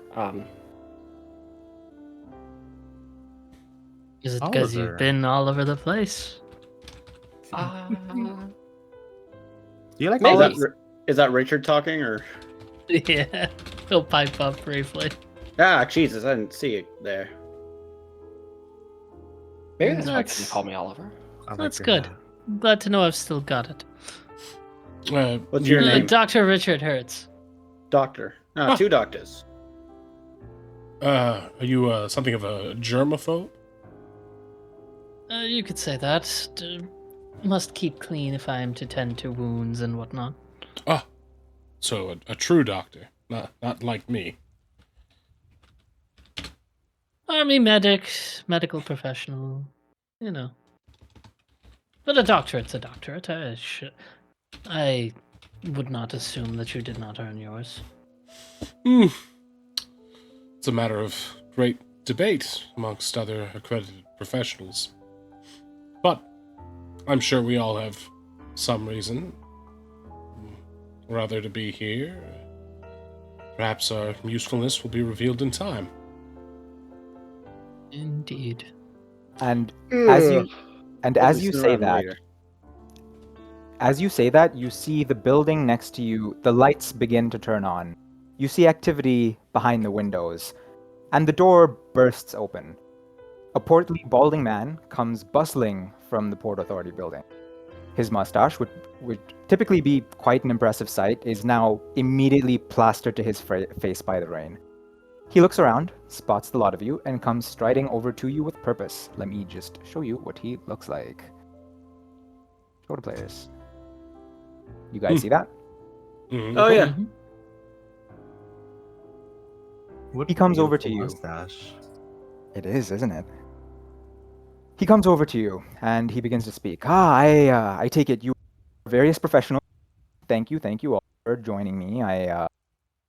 Frankly, tonight's events have left everyone in a bit of a pickle, but he spreads his arms. I have no doubt you will all be able to help. He looks over at Baiju. Mr. De Glaus, is it? I recognize you. Oh, bye. Just bye. Bye is okay. You Do don't the need rest to- of us you recognize don't need to that be name? formal. You would recognize the name. The family is somewhat well known, but you haven't heard of a son. This is the first you have heard about the name Baiju de Glaus. You're not sure what family history is there. Wait, shit, you're royalty? You could say that. Huh. I hand him my business card if you ever need me. Oh, thank you. I'm gonna put it in my pocket, thinking I'm gonna make some origami later with this. Well, he continues to talk to you he says, I must say I'm not really sure why you're here, but far be it from me to tell you what to do. He chuckles nervously as if, he's afraid of crossing you. And then he spots Oliver. Say, you're a little young to be... Wait, what is it you do again? I'm here. I'm an uncoverer of secrets. I'm like, yes, that. Uncover of secret. You know what? Whoever called you in probably has their reasons. I know this group was put together in a pretty hasty manner. And you can't really help but clock that a lot of you are from pretty bizarre backgrounds. You're not entirely sure why the rest of you are here, but you are now.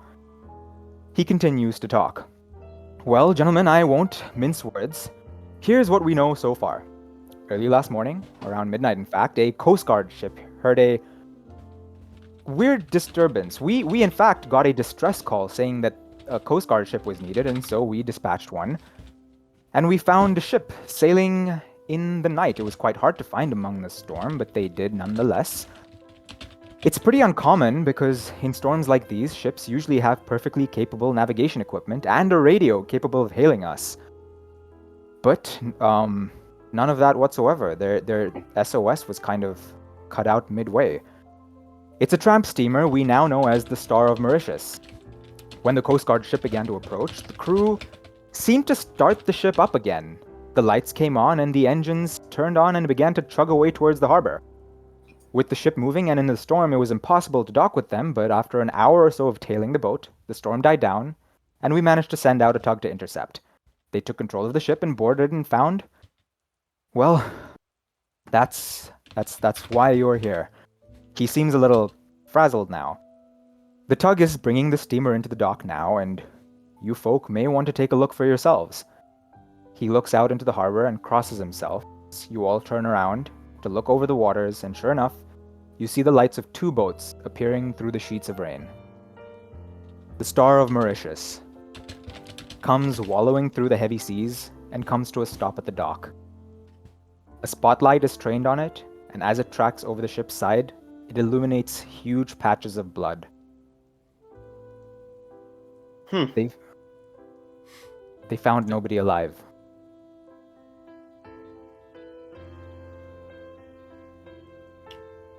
I have a question. You say Please go ahead. when you tried to intercept the vessel, its lights came on and it moved away from you? Yes, it was quite a bizarre incident, in fact. We maintained contact with the Coast Guard ship the whole while through. Nothing about their radio seemed to appear to turn off. The ship was off when they first discovered it, and as they approached, it just turned on again. We assumed the crew may have had some kind of engine problems and then sorted it out, but when we tried to hail them, nobody responded and they wouldn't stop. But you say there is no crew now. They're all dead. Well, I say nobody was found alive, but to be truth, nobody was found at all. No corpses, no signs of life, just... I say they're dead because... He points to the ship. Blood is usually never a good sign when finding things like this.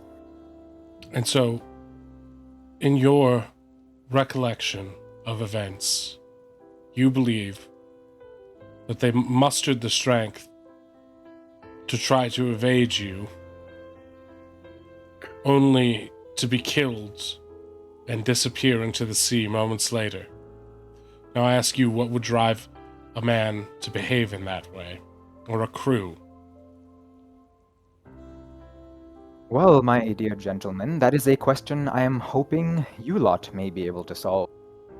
None of us have really been much aboard. I will let the folks on the tugboat educate you as to what happened. I have been sitting on the docks, manning the radio this whole time. I'm sure that a first-hand account may prove more useful. All right. I start making my way towards the tugboat. I'm gonna quickly, swiftly step towards Clyde and sort of tug at his jacket by the elbow. Yeah, I just turned to him. Yeah. I will not I'm gonna just presume start. to know how much experience you have in such matters of life and death and spaces between that. But in I my solve half the police. I solve half the coppers' cases. I have my experience. there are things that I have seen that defy expectation, things that sensible folk would find laughable. I hope there is nothing but reasonable explanations for what we are about to see, that your hunches can provide them. But if there is not, if there are things that defy even your logic, I hope you, and I raise my voice, and I say this to the rest of you, take extreme care in caution in these proceedings. I will follow and defer to your judgment in matters that are beyond my own, but do not trifle with this. And I sort of gesture towards the blood on the ship. All right, I'll put on gloves. And I'm like, yeah, all right. I look at the other three, and I'm like, I guess coming along. More eyes make less. Baya just is gonna start moving once he hears. Oh my god, hears Clyde telling us to like if we're going along, and Baya's just gonna go straight to the spatters of blood that are on the deck, trying to look at the patterns, admiring them. Which sounds weird, but it's like paint.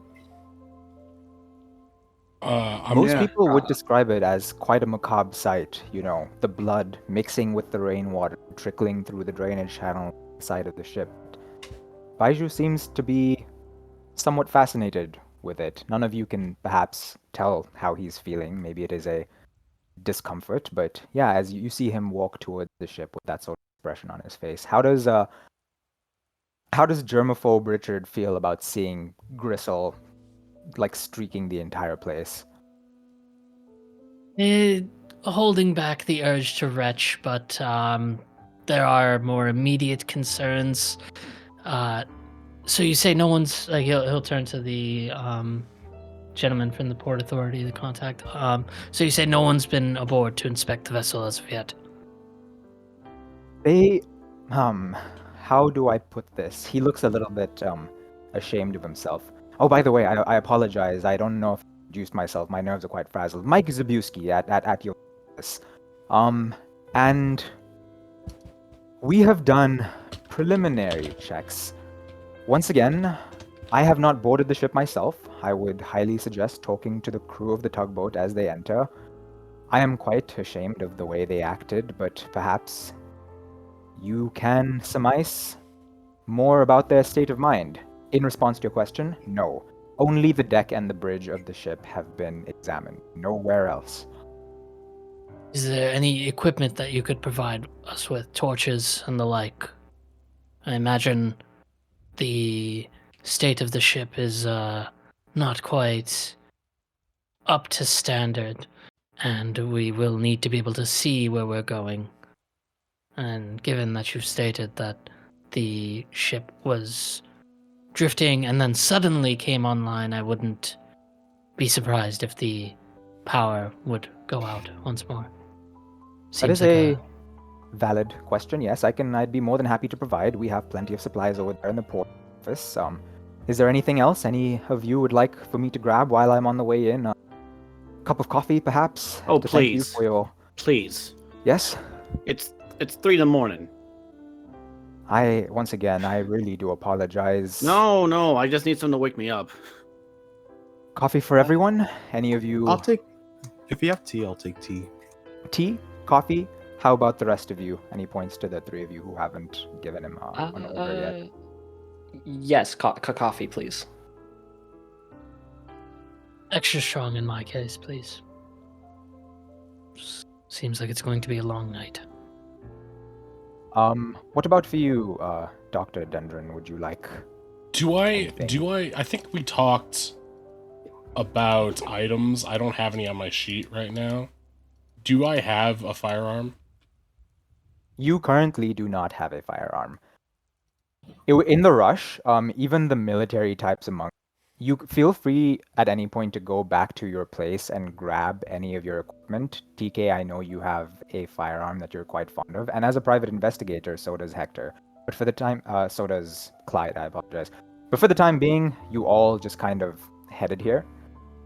And none of you have any specialized equipment to speak of. It's really a clusterfuck. I'm going to sort of try to force a slight smile to him and be like you wouldn't happen to have a handgun by any chance. A handgun, sir. We are a civilized society, and he seems genuinely taken aback by that. We are American society. I poke Harry. I jab Harry in the ribs, and I'm like, I got an extra one back in my place. Well, your place isn't here, is it? It's not too far. It's like, what, 3 blocks?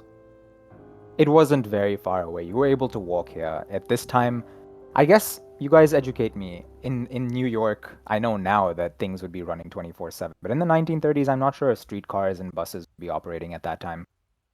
Either Nah, way, just a short Especially that walk. early, yeah, I don't know. 3 blocks in New York walking standard is reasonable, though. To walk. Yeah, I'm 3 blocks away. Meanwhile, while they're talking about a gun, Bai's just like taking that card that he was given earlier and like making a little paper gun out of it, trying to hand it to Dr. Dendra. Like here. Thank you. Dr. Dr. Dendron, right? Was it? Dr. Dendron? Yes. I'll make sure to remember that name. There's a thought that while a gun may be nice to have, it might not actually help us in this case. Comforting to have, yes, but we don't know what's on there, whether it's like pirates or something more devious, more. Do you know Eldritch. of such things, Oliver? I'm trying to look at you in a very pointed way, as if to connote what I'm hoping you also understand, when especially your mention of Eldritch. Oliver will look a little skittish for a moment under like under someone directly staring at him, and then he'll just kind of mutter under his breath, "It's best not to talk about the mad with those who do not embrace it." Oh, I've embraced it. More than I've wished to. No, not you, but Mikey. And then he'll kind of like nod his head over to Mike. To Mike? The contact. Port Yes, Authority guy. Oliver will call him Mikey, but Oh, right. yes, towards Mike. Well, He notes the pointed look and immediately busies himself going back into the office to fetch you your necessary supplies. You have a little bit of privacy while he's off getting you your various coffees and teas and flashlights. how deep have you delved into this world, Oliver? I do not have as many answers as I wish that I would have, and this is the most violent of a case that I've seen. But I've seen and heard things that are outside of this realm's. It's outside of our reality. It's not things that make sense to a normal mind. But That's it's a never vibe. been violent like this. Occasionally, maybe a person's gone missing, but not a boat. This is too large for anything I have familiarity with. And as the rest of you are hearing these two talk, you can't help but exchange kind of pointed looks. The rest of you, you're here for seemingly normal reasons. Sure, this is a violent case, but these two seem to be talking about some sort of shared knowledge that they have between them. Whether or not you pry is again up to you, but there's some bizarre report that's immediately formed between them. Birds of a feather. Bai's just keeping, what's it called? Kind of just like being nosy, just trying to listen into their conversation. So, because he heard, what was that word y'all said? Eldritch? Yeah, and that kind of just piqued his interest. So it kind of distracted him from the looking at the blood spiders. Yeah, Baiju, that word, it doesn't quite mean anything to you right now, but you know, you're an artist who's chasing that thing that's missing, right? You don't know what's missing yet. But you hear that word, and you have a gut feeling that whatever they're talking about may be the beginning of finding that missing piece you're looking. Mhm.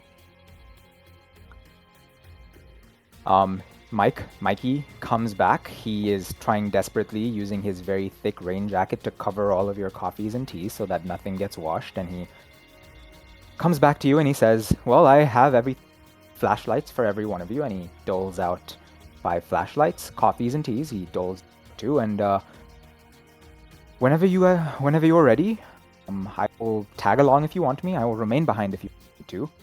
I can't say I'm particularly stoked at the idea of going aboard that ship, but what must be done must be done. You gonna be nearby? If you want to go, I mean, we'll be nearby. How about I Take the remain tea. on the dock? All right. If you do not for the hear from tea. us in a half hour's time, perhaps bring in further authorities. Doctor, it'll be fine. Confidence is a poor shield. Has the ship been secured? Locked down? Won't be moving on its own? They have dropped anchor. The ship will not be moving anywhere. I believe they are proceeding to unhitch it from the tug as we speak. The crew should be coming off of the gangplank now. You may talk to them. You may proceed directly with your investigation. Frankly, I wish I could help you more.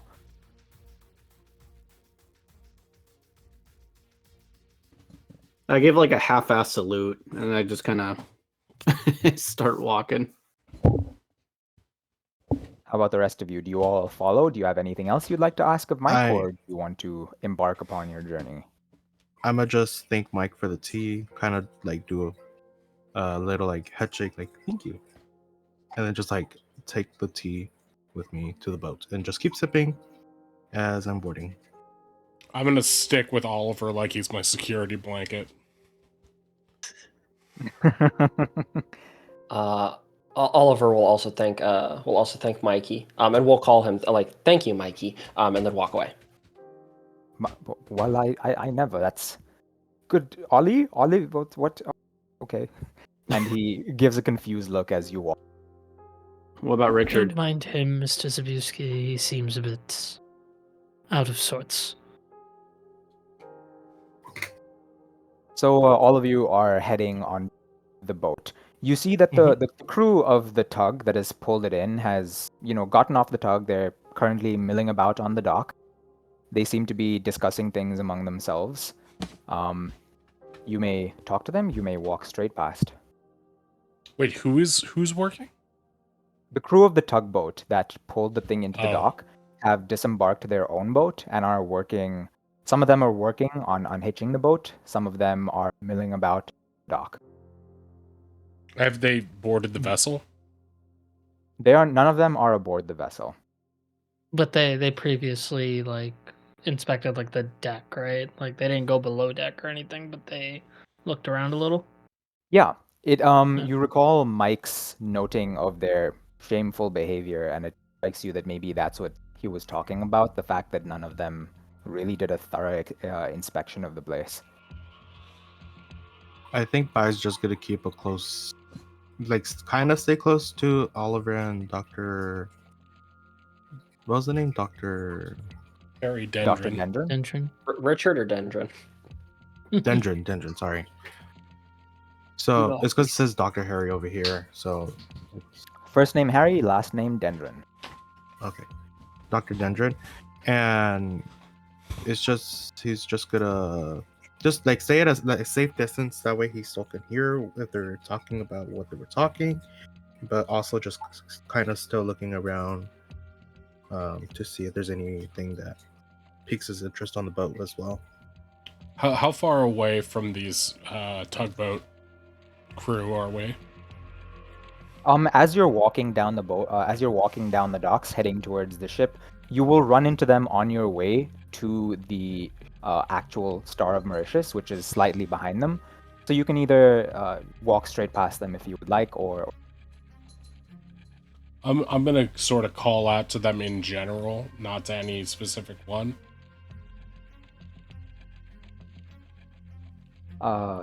and I'm going to just sort of generally say, have you seen anyone aboard? No, nobody aboard. No, it's completely empty in there. We didn't see anyone. There's tons and tons and tons of blood, but not a single human being. Anything anything like scratched, dented, signs of a struggle? Someone even like clawing the floor with their fucking nails? We saw scratch marks coming from below decks, but none of us. And then again, he has a shameful look on his face, but even more, none of us really went down there. Have I you give him seen a pound on the shoulder like it's okay. Have you seen anything in the water? Sharks. Something. They sometimes follow where they smell blood. You note that the person you're talking to kind of quickly glances over his shoulder, and a man behind him winces and then kind of busies himself doing nothing. Like he picks up a length of rope and begins to loop it around his arm. This rope isn't really attached to anything. And the man talking to you replies, No. Nothing like that at all. Nobody saw anything, but if things like that were seen, it was most likely just the eyes playing tricks. Can I assess honesty on this guy? You can definitely assess honesty. Just the way it will work in this game is that I will only ask for point spends if you're doing something that requires a little more, or it requires more focus than ordinarily performing a task. If you have the skill, you will most likely be able to perform the action that you are trying, again, unless it's specifically difficult. So with this man's obvious kind of skittishness at the question, he is definitely hiding something. Yeah, so I do have this skill, so you're allowing me to see that he's hiding something. That's how that skill check just worked. And he's glancing at this man behind him. Correct? That's what I picked up. Correct. I'm going to step past him towards the man who is behind him and say, I do not wish to upset you, but if you saw something or felt that briefly you entered a dream state of some kind, I look at him with a weird face. Some sort of flight of imagination, you might tell yourself. Even to know that would be very helpful. As you approach him, he yelps, but your calming sort of demeanor does sort of put him at ease, but he speaks to you and he says, "Aye, sir, I did not experience nothing. No, sir." He looks back over at the man you were talking to, who's kind of giving him a reproachful look, and he says, just me nerves, sir. It's probably nothing to worry about." Can I... What was it? Can I give... Oh, that's weird. Oh, wait, I messed up. Can I'm changing a skill now. I messed up. I meant to put in the wrong one. Okay. Can I have reassurance? Do you mind if I roll for that to get him to talk? In this case, you don't have to roll for it. I will ask that you spend a point. You just spend 1 point of that to try and reassure this man. You don't need to roll for it, but you have the skill. You have the points to do so. Yeah, I will. You can definitely spend a point to calm him down. What do you say to him as he's kind of blubbering? I'm like, here. And I hand him a cigarette and I hold out a light for him. Why, thank you, sir. It's been a hell of a night. Oh, I'm sure. I'm giving you the good smokes, right? He takes a long drag, and the jitters kind of ease somewhat. Yeah. He was looking at somebody else, and they were kind of like seemed intimidating him into not talking. Is that correct? It's the Uh, initial person that Dr. Dendron went to talk to. He was Okay. kind of looking at the guy reproachfully, as if like not to don't. Actually, which of you have? Let me see. One sec. There is a thing for this. Psychoanalysis. Do any of you have that? I don't have I'm it not as a check proficient, but mark, I have. but I have points in it. Do any of you have points in it? Yeah, I have 3. Yeah. I got 2. Okay, so the two of you, the two of you do notice the dynamic between them. This seems to be a higher ranking person on his boat, and it seems like he's already talked about it with him and been shut down and probably told to keep his mouth shut. Okay. So we would like understand this from what we've witnessed. Like this guy is kind of suppressing the other one. Yes, yeah, just the Okay, two of yeah. you. The rest of you don't really pick up on that, but if you're listening to this conversation, it's not too important anyway. I'm going to Okay, try so to. I'd Oh, sorry. Go Go ahead. ahead. You. All right. I was gonna whisper to Clyde and be like, I believe the first man I spoke to is trying to impede our investigation. You want me to talk to him? For a start. All right. I look at the man. I walk over to the man. I'm like, hey, can you help me out here? Of course, yeah, anything to help the investigation. And he'll head off with you, leaving the four Anything. others. Perfect. Just watch Clyde beating the living shit out of him. Like that's what I'm imagining. Here, can I talk? Right in the gut. You keeping something? You keeping something? Just like ripping his ass Can I off. roll interrogation to see if I can trap him into admitting something? Go for it.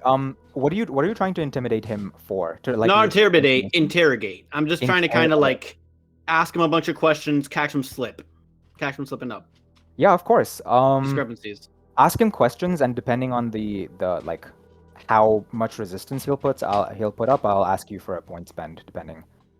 So you saw nothing, huh? No, sir. I didn't see anything. Like I said, nobody on the ship saw anything either. We just headed on up to the boat. It was dark. Then its lights turned on and it began to move. Huh. Weird, because one of you guys earlier said something about scratch marks. How could that be if you guys weren't already there?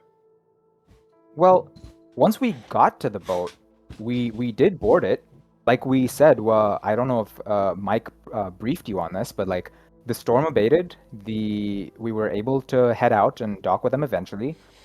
We were all a little worried of heading below decks, but you know, seeing those scratch marks really put the fear of God in us, sir. It's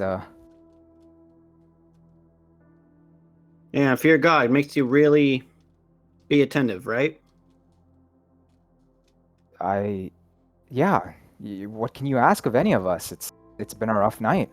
Really, because when you looked at your lackey over there, you kind of give him that look of keep quiet. So He seems somewhat exasperated. Like, okay, look, I'm not an idiot. I seen the way you guys are looking at him. If you want to go over question him, be my guest. Just keep in mind he's new. Probably whatever he has to say, he has really green eyes. Whatever he has to say probably won't be super reliable. You go over and do what you want. Far be it from me to stop you from doing whatever it is. the greenest eyes sometimes catch the most. Thank you. And I give him a tap on the shoulder, and then I make my way smoking. I walk my way back, and I'm like, hey newbie. And I whistle like, and I look at the rest of the team, and I'm like, all right, we're good. Your boss gave you the go ahead. Spill. While Clyde was over there having this short discussion with the other crewmate. What were the four of you doing anything with Sailor McNulty over there, who seems to have somewhat calmed down and is now free of the reproachful gaze? Sailor what? His name is McNulty, McNulty.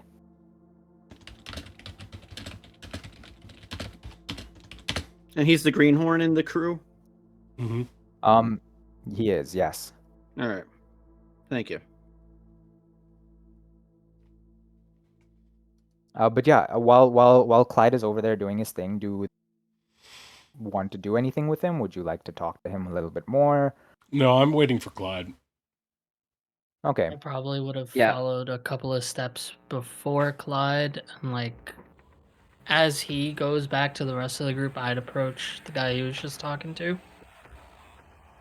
Okay. Bai and Oliver, what are you guys doing as your, like, upon introductions, you two are kind of in the same-ish. One is an author, one is an artist. Do you have any sort of, how do you're standing there away from this conversation? People are interrogating us. Do you contribute in any way, or are you just kind of gazing up at the site before? The Star of Mauritius is an impressive ship.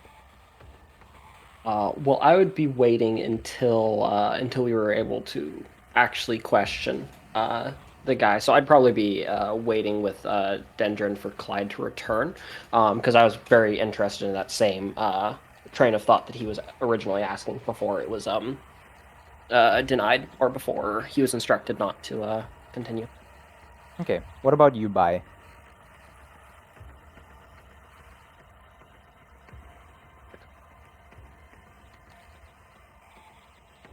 Hello? Bye. Oh, I- I'm so sorry. I no worries. muted my mic. I was feeding my cat. I forgot to mute my mic. Okay, so Bai, what I know I said that Bai was gonna be staying close to Oliver and Doctor. Can I just say Doctor D? Because Doctor. Yeah, he. Doc- Do you accept being called Dr. D? Yeah, or Dr. Harry. It doesn't really matter. Yeah. Or just Harry is fine. Okay. Okay, so Doctor D. So Very okay. So Bai was gonna stay close to Oliver, Doctor D, to kind of like hear, because they keep talking about what they were talking about earlier. But once Bai heard that nobody had made their way down to the below deck, he went onto the boat, kind of just like kind of peek around closer to, because I would assume that they would have pointed out how to get down to below, right? Or not? Yeah. They haven't done Nobody's that been down there. You haven't investigated the deck yet. You don't know whether there are doors leading down, whether there are hatches. You don't know anything about the ship just yet. yet. Okay. But it should become self-evident once you do step up. Okay. So yeah, I'm gonna basically just kind of like see if I can find out how to get down there, basically. But I'm just gonna be walking around the deck. Okay, fair. So we'll cut back to the three of you now, who are still hanging out, and then Clyde rejoins, -1 full sailor. And you you reassuringly surround McNulty. You got permission. Let's hear what you saw. Look, the everyone's probably right. I must have been seeing things. I far be it for me to derail the investigation.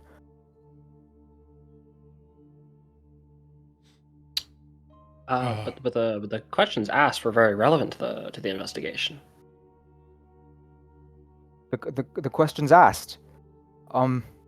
Remind me, please.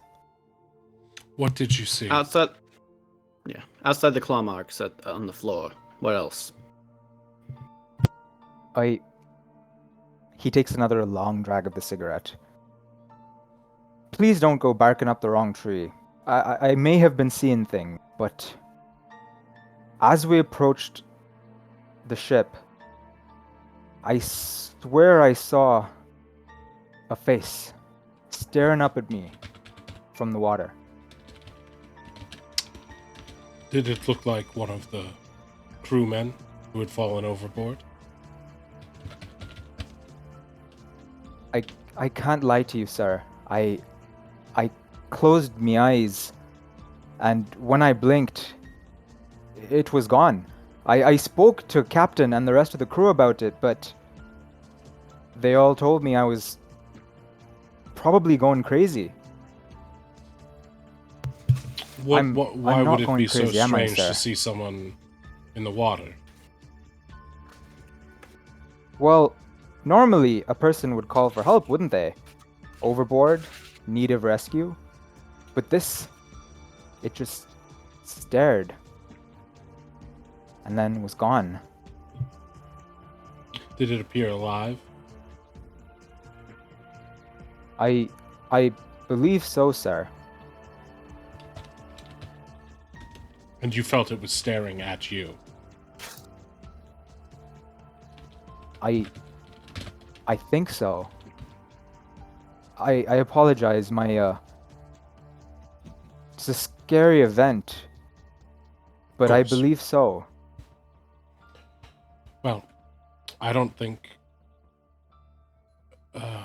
you have anything to feel nervous or ashamed about. It was a traumatic event, and sometimes what we think we see is as revealing as anything. So thank you very much for sharing, and if there's anything else that comes to mind, we'll be happy to hear it, even if you think it defies logic. He looks around and seems comforted by your kind words, comforted by the presence of someone who's his age. He's a very young, seeing all this crew of older men does kind of make him feel a little at ease.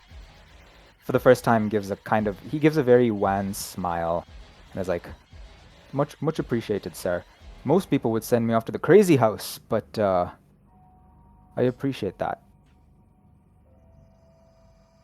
The ship is all yours. None of us went below decks, but I have no doubt that you may find something that will help you.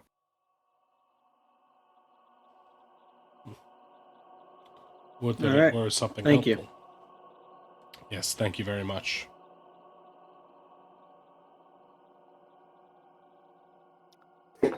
And you guys are free to move about once more. Would you like to head over where Bai is? He's currently just walking around on the deck of the ship. Yeah, I think I'm gonna walk towards him and just sort of say to the others,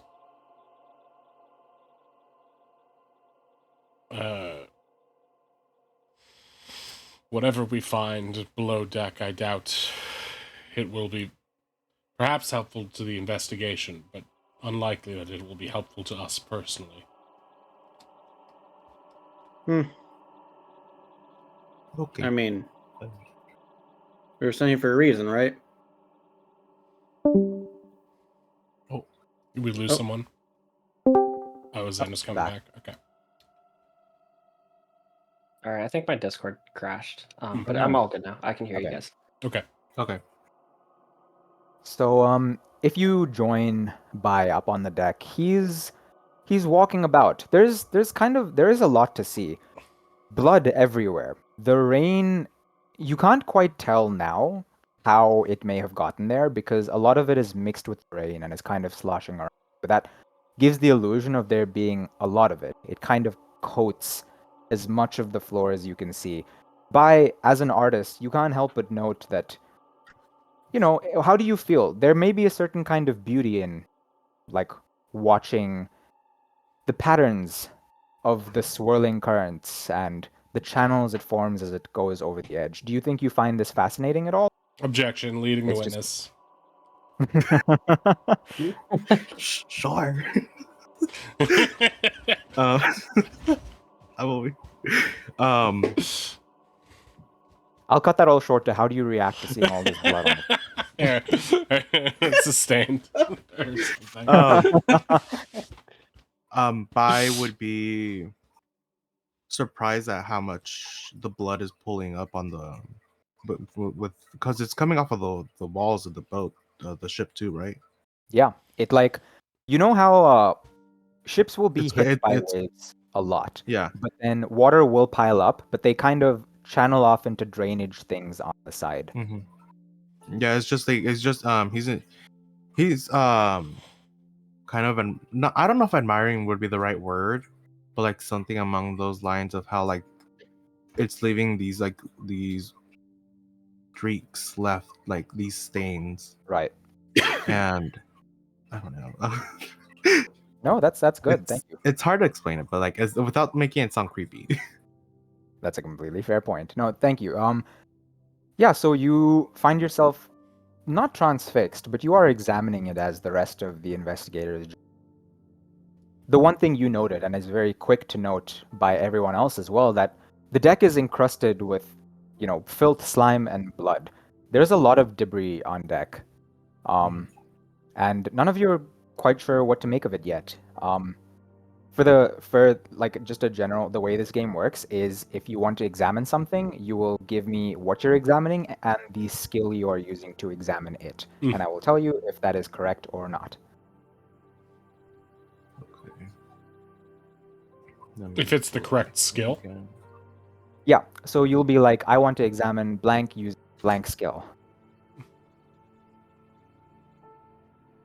So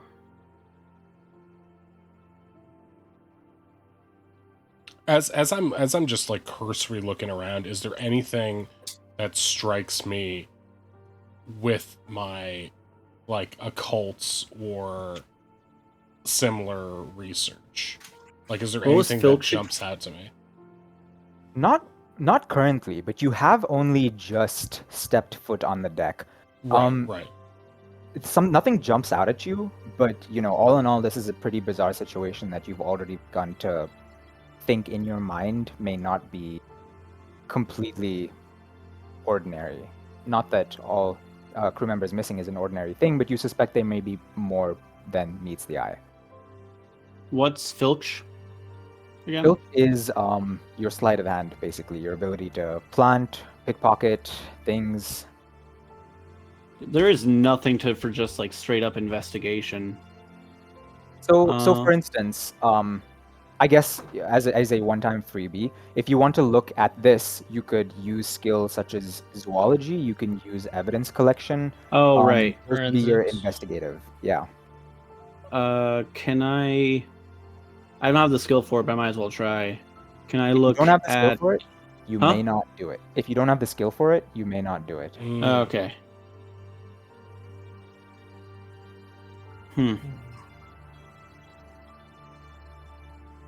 Wait, scuffling. Would that work? That's fighting. Scuffling is hand-to-hand combat. Would I be able to see signs of it though with it? Okay, so with a I can give you some information with that, not particularly to do with the mud, but if you want to spend 1 point of scuffling, I do have some information for you in that regard. Okay. Okay. And, I don't know if I can. So I don't mean to interrupt, but like, can conceal be used right now to kind of see something is hidden? No, conceal wouldn't really help you in this situation. There's nothing you're trying to really uncover. Like rifling through the mud, you'd basically be able to find like. So I wouldn't say that there is necessarily a conceal. Wait, dang it! I'm a dumbass. Can I actually change scuffling to disguise to see if something doesn't look quite right? Disguise? Okay, yeah, you have disguise, but I won't call for a spend there because in this case, there's nothing really that you think. There's no people around, so there's no body to really scrutinize, and the deck is pretty laid bare for you guys to see. There's no evidence of anything being hidden here. Everything is pretty plain to see. You said there's Okay. slime on the deck? There is slime on the deck, yes. Can I inspect it with biology? You definitely could inspect it with biology. So, a 1 point, you can do either a 1 point or a 2 point spend for a little bit of information or a lot of information. I'm just gonna get a little information with 1 point. Okay. So, you see the deck encrusted with filth and slime, but that's what kind of catches you out. a lot of this is mud. Slime isn't really something that exists on the seabed. It seems to be some kind of mucus, like something that something would secrete and leave behind. Something biological. Are you asking me, the DM? Because yes, something biological.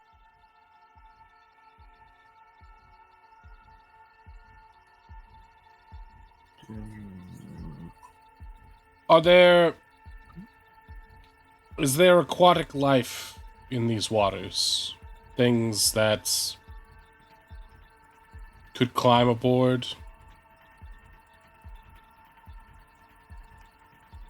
I guess. Who are you asking? Because I'm Mike is still asking hanging them down. at large, my colleagues.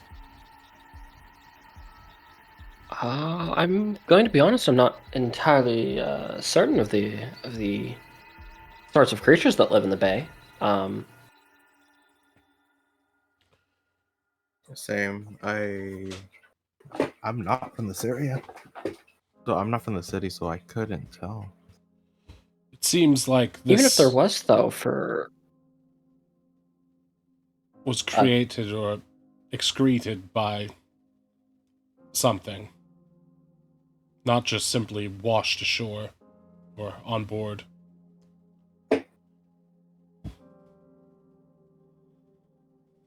Examining the slime, you can kind of notice that it isn't just a specific pool. It kind of seems like it tracks around the place. So, like, for instance, this one goes to the edge of the boat. There's another couple of pools on the deck. There are some by the lifeboat, some by the stairwell going down, some by the hatch leading into the hold. Speaking of the lifeboat, you do see it just... One of them is still attached. The other one is dangling by a single rope, half on.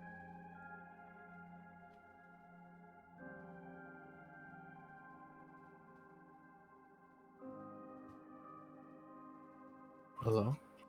so presumably whatever did end up attacking the ship did it in such a fashion that they were caught unprepared.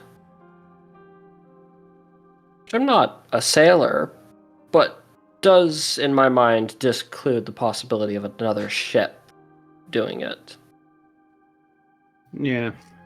Can't say I've ever heard of anything in the waters that could take out an entire crew of sailors.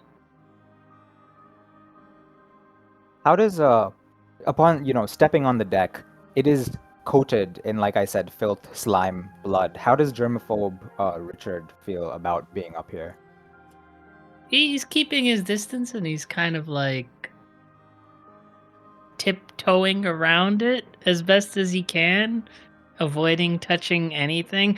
There's some comfort in the fact that he's completely covered from head to toe with like next to none of his skin exposed, but like, yeah, seems kind of queasy almost. Very tempted to get off the ship and go talk to the crew and also Mr. Zabuski again to see if maybe he could get something like a manifest or see if this ship was even headed here in the first place or if it was more of an impromptu stop along the way to a different destination. Okay, fair enough. Yeah, you're kind of tiptoeing around, trying not to like let any of your steps slosh anything into your boot. You can imagine that Mhm. having any of this inside your socks would you probably wouldn't sleep for many days afterward. Needs several showers.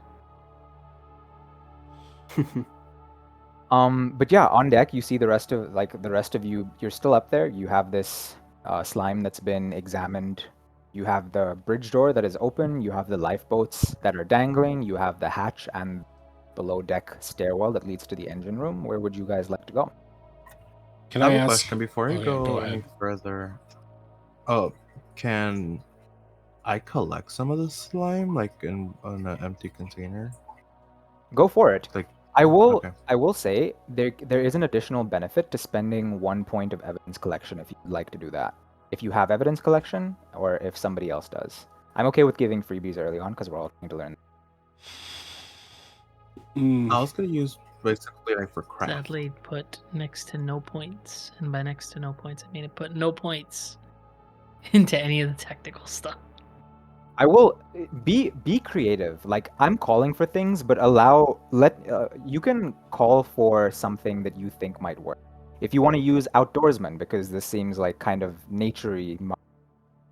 Oh, I was Yeah, gonna you gotta use be a little like a closer. craft point or something because it could be used for crafts. So You're gonna use a paintbrush cleaning jar to put some slime inside. and we're like collecting it will be useful later. Who knows? Be creating a nice painting. Yeah, you can for free take some of the mud, put it in a little vial you have. You don't know how much use you'll Yep. get out of it. This No is slime. the Did I slime. spend like preparedness to see if I have anything to help with Oh, this? right. That is what that's for, right? Yeah, you can. Oh, I you am can prepared. I do you have can preparedness, yeah. spend preparedness points, and that is something I'll have you roll for to see if you have. Because it is. Would you say collection equipment is part of a military medic's typical kit bag? If you can pitch if you can pitch it to me, then I'll let you have it. It's very loose that way. It probably has I'm containers of like not- gauze and stuff, but I don't know. Yeah. It's, Yeah. It's definitely field medic, so not really doing anything like a thorough disease analysis. Though I imagine like some basic testing kits or something to rule out like typical illnesses. Maybe has a couple of vials. Okay. If you want to run like a rudimentary, I guess, like chemical analysis, I guess the only information you get out of it is carries pathogens or illnesses or identify chemicals that show up on your Yeah, things. I will let you I will let you spend a Spend a point point. of preparedness to gather that and put it into your little kit. Same with buy. You can spend 1 point of preparedness to take some of that slime into a vial and keep that on your person. Okay. So I'm gonna have 9 out of 10 now, right? 9 out of 10. Oh yes, yeah. If you have 10 points, Okay. spend 1. Yeah, I have 10 points, yeah. Should we roll or just we're spending the point? No, you're just spending the point here. Okay. It's pretty basic collection. When you put it in your test kit, it legitimately returns nothing. Not even nothing in terms of like, oh, this is healthy secretions. It just returns an Doesn't react unreadable at all. result. Yeah. Hmm. I'm gonna Well, we make can something rule great out with this this coming later. from any of the crewmates at the very least. Not only that, but for this much mucus, it'd have to be something large. But I would think that we should go further in, or whenever, or I'm ready for whenever we're going further in. I'm going. Okay. You guys want to head further in? Which direction would you like to head? There's the hold, there's the engine room, there's the bridge, there's the lifeboats, which, like I said, one of them is still just dangling by one thread. I'll. Well, Where are you going? Go first. Oh, I was gonna say we can go to the. Oh, I don't know if you guys want to go, but I would like to go to the bridge. All right, I'll go with you. Better not to be alone. You never know what's gonna happen. yeah, I think going to the bridge because that was one of 2 locations that that's where the dockside crew said that they that they had investigated. So it might be good to just double check before going into any like unventured part of the ship. Okay, if we're staying in explored territory, I will come along. If we're not, that's when I'm doubling back to talk a bit more, maybe go get some supplies. Okay, fair enough. You guys head over to the bridge. The door is left wide open, which means that there's like a pool of water that's accumulated in this, even though it's an indoors area. But once you step inside, the rain couldn't reach here to wash away everything else, so it's clear to see a huge blood stain, like a pool of blood around the wheel of the boat, out of which comes a trail that leads to the stairwell of the bridge, and then there the blood mixes with the rest on the deck. Yeesh. I didn't think I'm gonna be sick. Who said that? That was Richard, like mumbling. I pull out a bag. I'm like, here. Thank you. Don't get it on the crime scene. Thank you. If there were Constitution saves, I would roll for one to see if you succeed. But other than that, the rest of the equipment looks normal. The window is shattered. Everything in here is what you would expect to see on the bridge of a ship. You can fan out and look for clues if you want. Okay, so you said this area has already been explored by what they're called? By the crew of the Damn. The tugboat, Dockside yes. crew. Yeah. Yeah. So, did you say that there was where the blood was leading to? It just leads outside, where Okay. the blood mixes with the rest on the deck. Can I Oh, look okay. at for locksmithing just in case something? Yeah. I mean, you look around on the bridge. This doesn't seem like a particularly secretive place, so all of the drawers you want are pretty much open to access. It would stand to reason that the people up here, any important documents would most likely be stored below decks. I Maybe meant captain's more like there's quarters no or the- chance that someone broke in and started the massacre there or something. Because if the call was weird and this is where the call could have been, none of the doors seem like they were tampered with. Okay, if you want to sort of piece things together like that, does anybody have like a forensics? Any Yeah, I point do. in forensics? Oh. Locksmith doesn't do that? Okay. Locksmith, this particular door, like the way that the doors on ships work, is they're very thick bulkheads that you can lock or unlock Okay. by twirling a wheel. So this one doesn't really have a lock. Whether or not it was opened from the inside, bashed in from the outside, you really do not. Okay.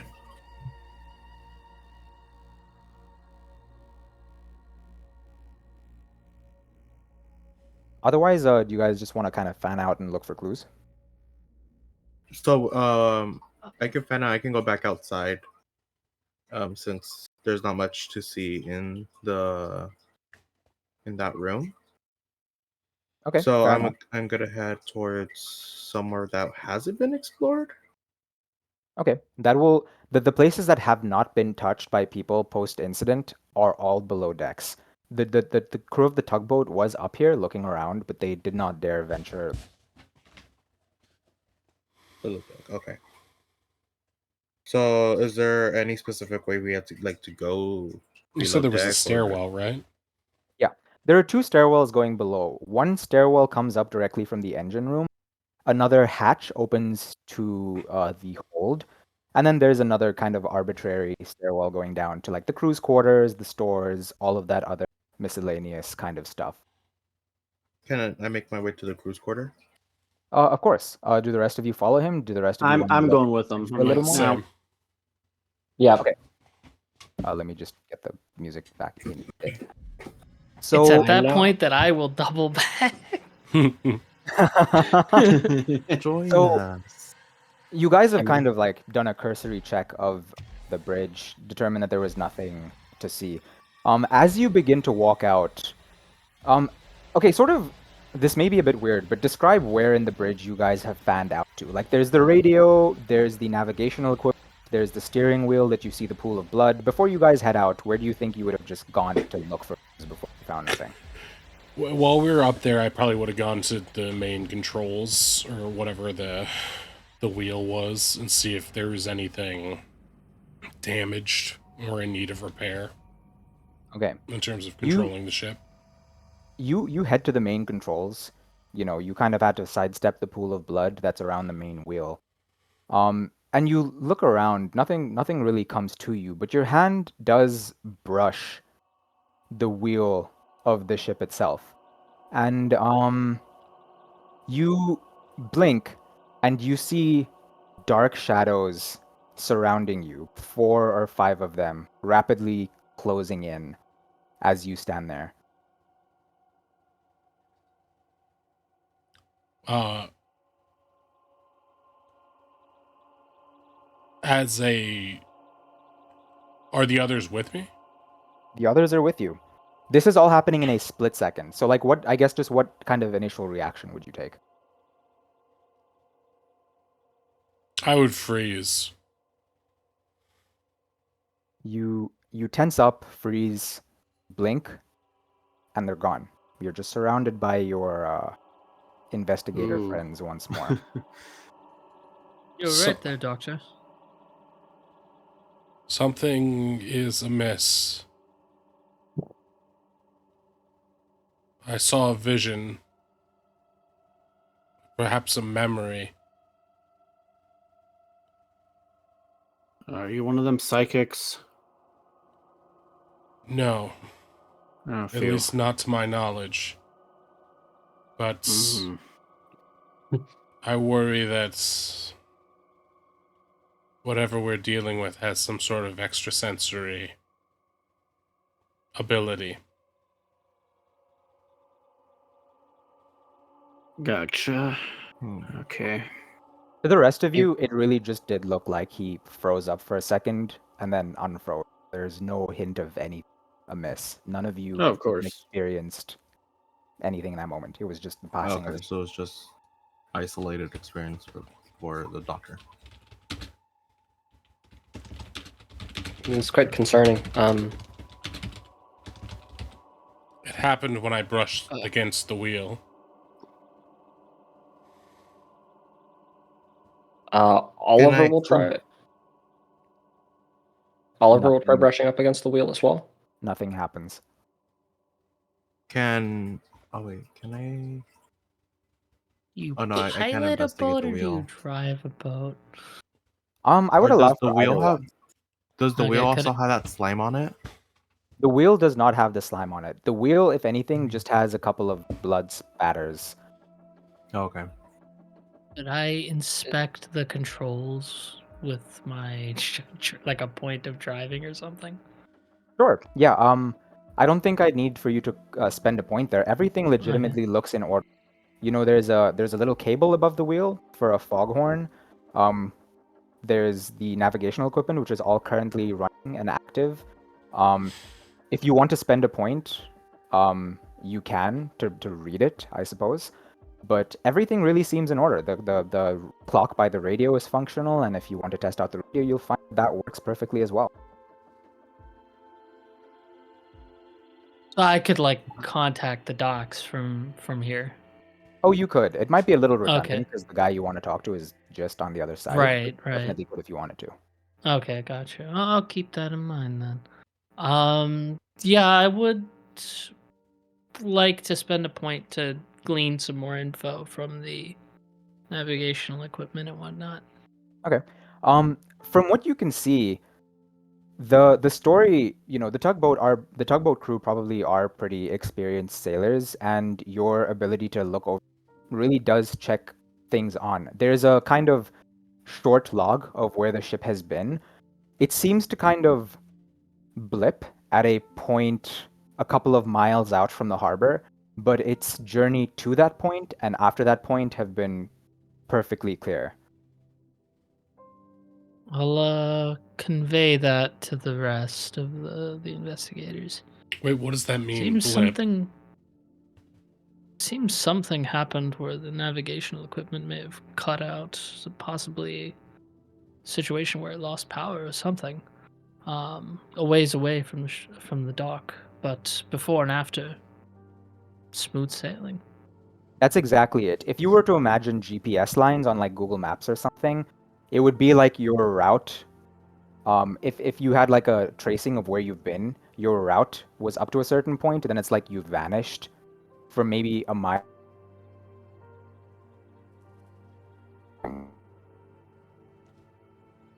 Hey, B, welcome in. Hello, hello. Are you back? Oh, me? Did he Oh, not did cut your out for anyone audio- else? He No, cut yeah, out he for me. definitely Oddish cut cut out. out. Oh, my apologies. And there was like a little. Or My music cut out too. I think that was just my Discord being laggy. Yeah. Like I was saying, if it was, imagine it as like a tracing of the ship's route. It goes up until a certain point, a couple of miles out from the harbor, then it seems to stop. and then it seems to pick up again and continue on its way in. As in, like, if it was a line, the line breaks and then resumes later, or like. Exactly. Okay. And is the line, is it drawn by somebody, or is there a machine doing it? It's a machine, kind of a short log of the ship's kind of navigational path in. Oh, okay. Oh, okay, that makes more sense. Did it look like the ship moved in an expected way after it lost power? Like, would that be something that that Oliver could tell? It was just a straight line. The only times it's changed is when it's like approached the harbor, and you could probably assume that the tugboat crew said that they took control of the ship explicitly, so that would be how it navigated that. Okay.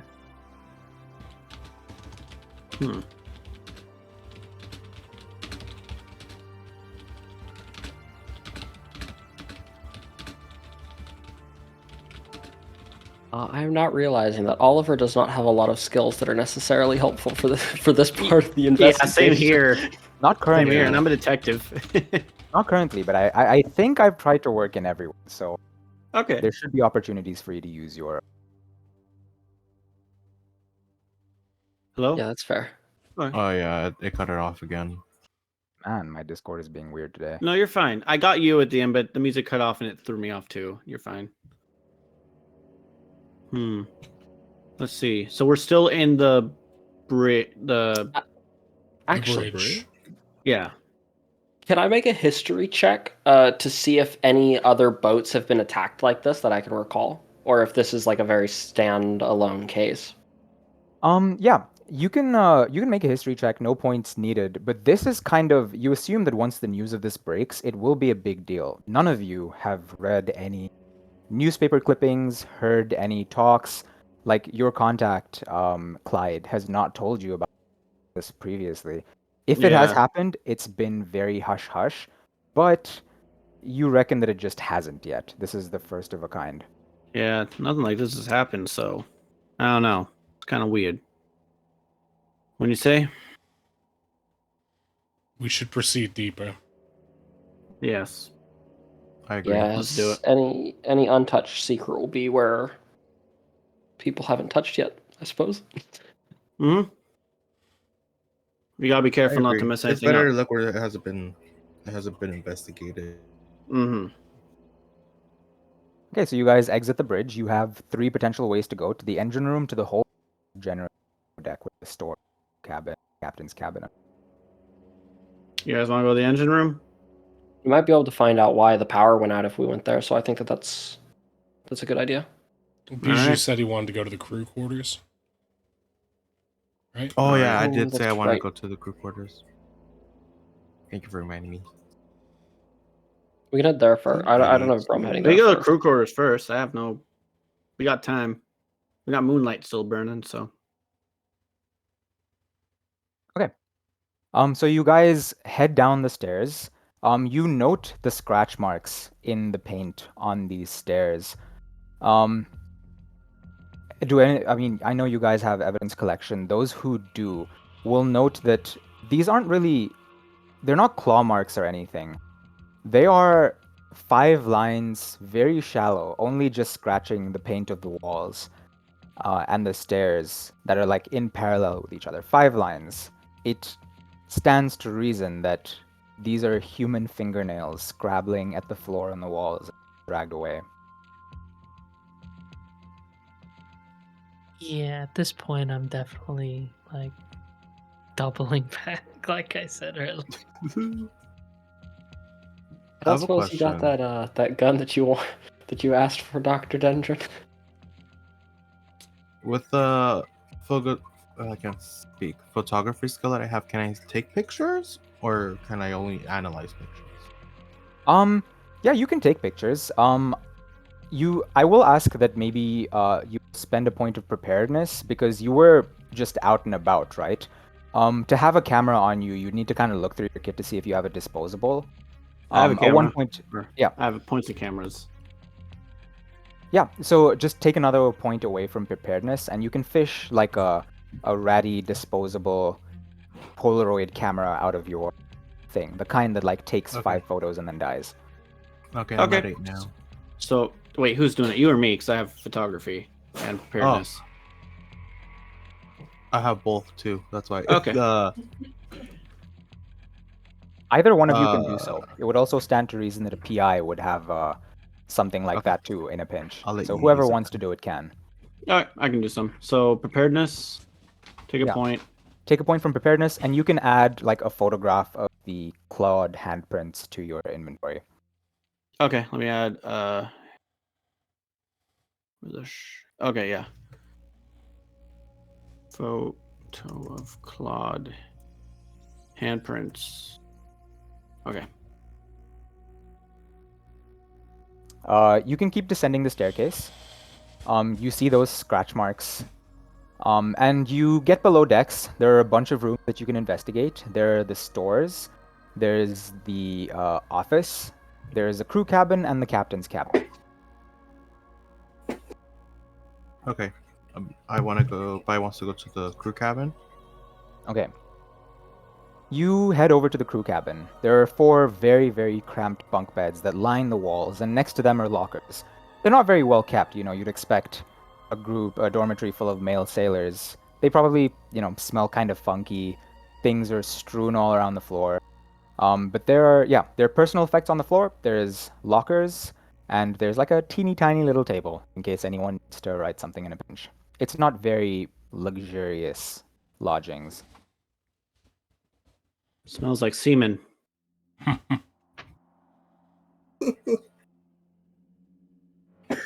Oh god. I'm wondering if there's anyone left alive on here. Oh, I doubt it. There's too much blood. A body, anything, a remnant. Oh, probably. Just need where to look. Unless whatever did Are this there? was hunting. Ugh. Nah. I hope not. What's I say? Are the Wolf bunk, does not. the beds? Can anything be hidden under them, or is just like? Yep. You can look under the bunk beds. There is nothing particularly. Like the odd lost sock has kind of made its way underneath there. Okay. In terms of actual evidence, nothing really in the beds. You do again note that there are also lockers in this room, which you can feel free to search through, or yeah. I'm gonna Are search they through a already few of them. open? The lockers are shut. No.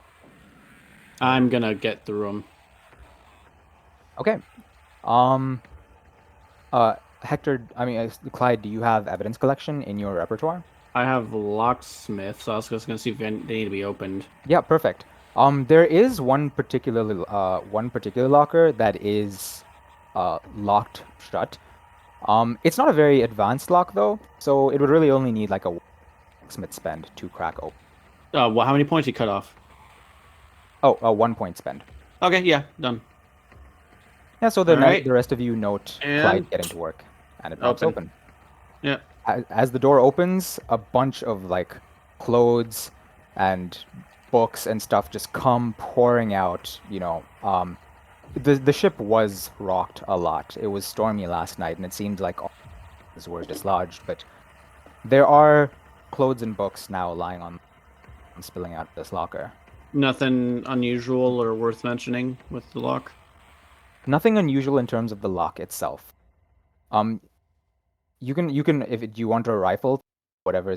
Yeah, can I just rifle through? Yeah. So you are rifling through, and you find one book with a smaller, like one of those tiny little diary padlocks that you don't even need to spend a point to get open. You can kind of just like with a solid hit crack it open. Yeah, I'm like, this shit. Hit it on the side of the locker. All right. You find the diary of a certain Horace Quint. You flip through the pages. There's not a whole lot to it. It seems like the youth has had a somewhat unfortunate background, but there are a bunch of entries. The final one does catch your eye. I've shared it with the rest of you. The first 2 entries are just background text. The final entry is kind of what catches your eye. I read this part out loud to everyone, just so we can be on the same page. We had a day to ourselves in Kingsport yesterday. I really needed the break, and I was glad to get the chance to spend some time with the men. The cap would probably call it team building, huh? Not sure why the captain needed to take the ship all by his own, though. Maybe he found a woman he wanted to show off to. He was acting really shady, as if he was trying to keep a secret. Probably worried we'd tease him about picking someone up. Anyway, he came back for us today morning. As we were loading up the ship cargo, Frenchie found a man hiding in the lifeboat under a canvas cover. Stark raving mad he was. When we tried to get him off, he flew into a rage, trying to fight us off. Gave him a proper thrashing. We thought it would be funny to throw him off the pier after that, but I couldn't help but feel a little bad for him. He seemed desperate. Boris promised me he'd show me a good boarding house in New York once we make port. Roberts, I think it was called, in the Red Hook area. He seems to be a regular. I could use a good night's rest and a kip to drink. Does it not sound as if the captain was concealing something from the men? It does. Oh yeah, probably. We should check his quarters. Were there any next. records after that day of there being Nah, another person this is on the end of the ship? book. The end of the book. Something I didn't okay. point out earlier was that this is the early morning of September the 21st. The date is up. I'm sorry, I didn't realize, but This is 2 days ago. yes, this entry was from 2 days ago. I forgot Okay. to mention what day you were approaching this, but this entry is from 2 days ago. Is there any signs of weapons or anything we could use in there, in the crew quarters? In the crew's quarters, nothing whatsoever. They barely had any material possessions of like quite a miserable existence. Once we're done with this, should we check out Roberts? The captain? Yes. No, the place, the poorhouse, Oh, the boarding house. perhaps. Roberts. Okay, you said there were other books too, right? Yeah, the rest of the books are basic like reading materials, all with bizarre, like not bizarre, just random titles, like some works of fiction, some sappy romantic novels. Do any of the fiction books do they pique what do they catch Bai's attention or no? Not really. This is just the Okay. men's nighttime material. When they had nothing better to do, there aren't a lot of entertaining options aboard the ship, so many of them resorted to reading. And Okay. this one apparently decided to keep a diary. Then I think Bai's done with this room and just following wherever everybody else goes. Yeah, where would you guys like to hit up next? I think the captain's quarters is a good idea. Yeah. Okay. You head over to the captain's quarters, which are pretty sparsely decorated and just as dingy as the rest of the ship. Other than more personal effects, there's not a whole... There's really nothing to note here. It seems like all of his important documentation is probably kept in the captain's office, which is just as well because there would be barely enough space for a desk here anyway. Similarly to the crew's quarters, you find some reading material, really eye-opening stuff. It's like you see a book called The In-Depth History of Ship Construction Materials and Their Benefits in Maritime Journeys. It's a pretty thick book on, the title says. I cut out just now. Oh, What does the Yeah, title say? An In-Depth History of Ship Construction Materials and Their Benefits in Maritime Journeys. Last word, I think, was Okay, journeys. journeys. Yeah. I think we should toss the room. Yeah, let's just keep going. Toss the room as in, like, upend everything and look for things? Yes. We could toss the room into the ocean. Honestly, that's what I thought. I was like, wait. Oliver, like, having seen these various rooms and the different nonsensical books that people have been reading, how do you feel about these books? Do they seem kind of vapid to you? Are you interested in their reading choices? Sorry, could you ask the question again? Am I cutting out that much? No, I think I that think- time he just couldn't he just didn't fully get it. Oh, I was just asking, like, how do you see all these books? You're a budding author yourself. You like to think of yourself as one. How do you react to just seeing the crew's choices, things to read? I'll probably not entirely understand it. I don't like longer books, or I'm trying to write very much short stories or poems, rather than actual tales. And I don't like I don't write anything that's not fiction. So I'll probably just like look at it, be a little bit like I'll make note of it, but just move on and won't concern myself too much unless something stands out. It's like, ooh, look at this. Okay, fair enough. You do note that it is a very, very thick book. In fact, all of you note that it is a very.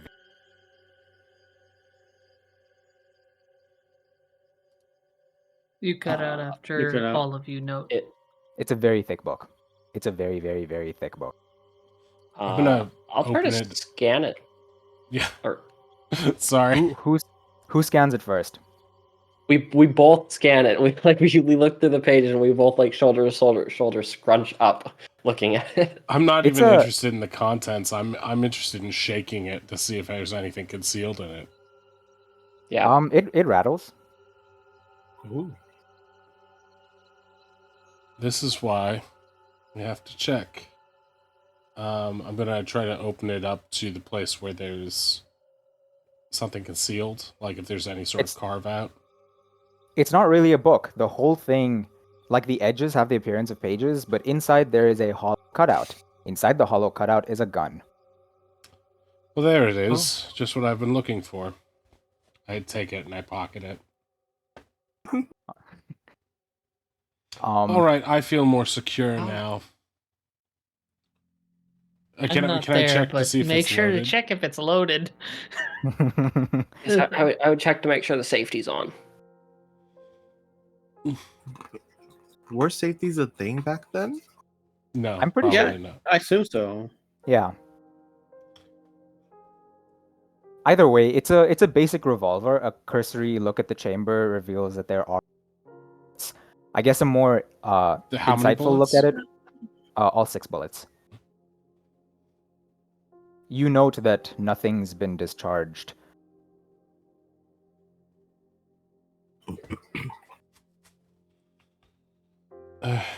Well, that's fine, but not exactly what I expected.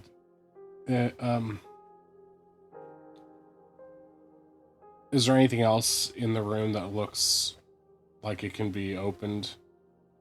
No, but you do once again note that this just seems to be his living quarters. He has an office next door where any important documentation regarding the ship would likely be kept.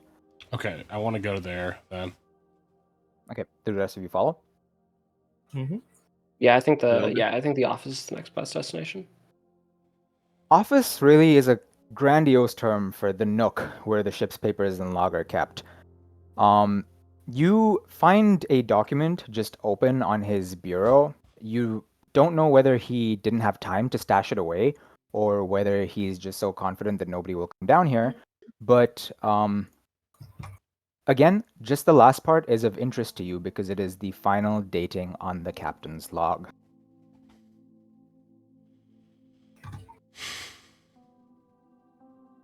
All right. Give the crew 24 hours liberty. Miscellaneous machine parts and salvage job. Arrived Kingsport and gave the crew 24 hours liberty. Made good time, loaded cargo, paid $300 from Wilcox's account for special. Secured special hold before embarking crew. Powdered Kingsport late. Vagabond attempted to stow away. Storm blown up from southeast, heavy seas. They're very poorly kept logs. He's far from a conscientious man, clearly. That's So- a lot of money. It would seem he secured something special hold. Does that mean that the cargo itself, or is there a secret hiding place besides the hold? Also, why if okay, going back to when we read the diary, didn't I'm confused. Why did he put a vagabond attempted to stow away? Was I he was Remember the guy, the raving madman in the under the rowboat? tarp. Yeah. Oh, okay.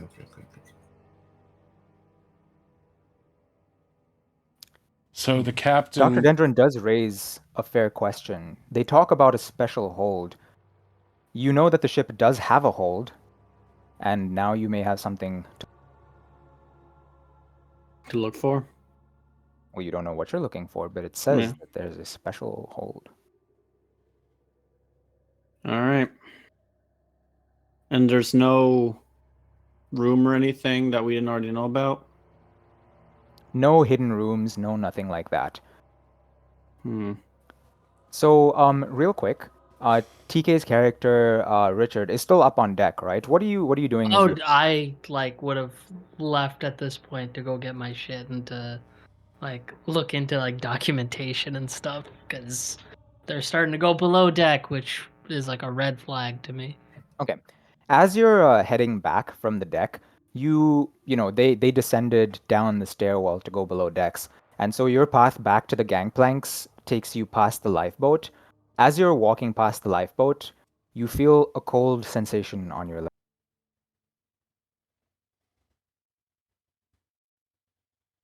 I choose to ignore the sensation. I'm already getting the heebie-jeebies, and I keep making my way off of to get off of the boat.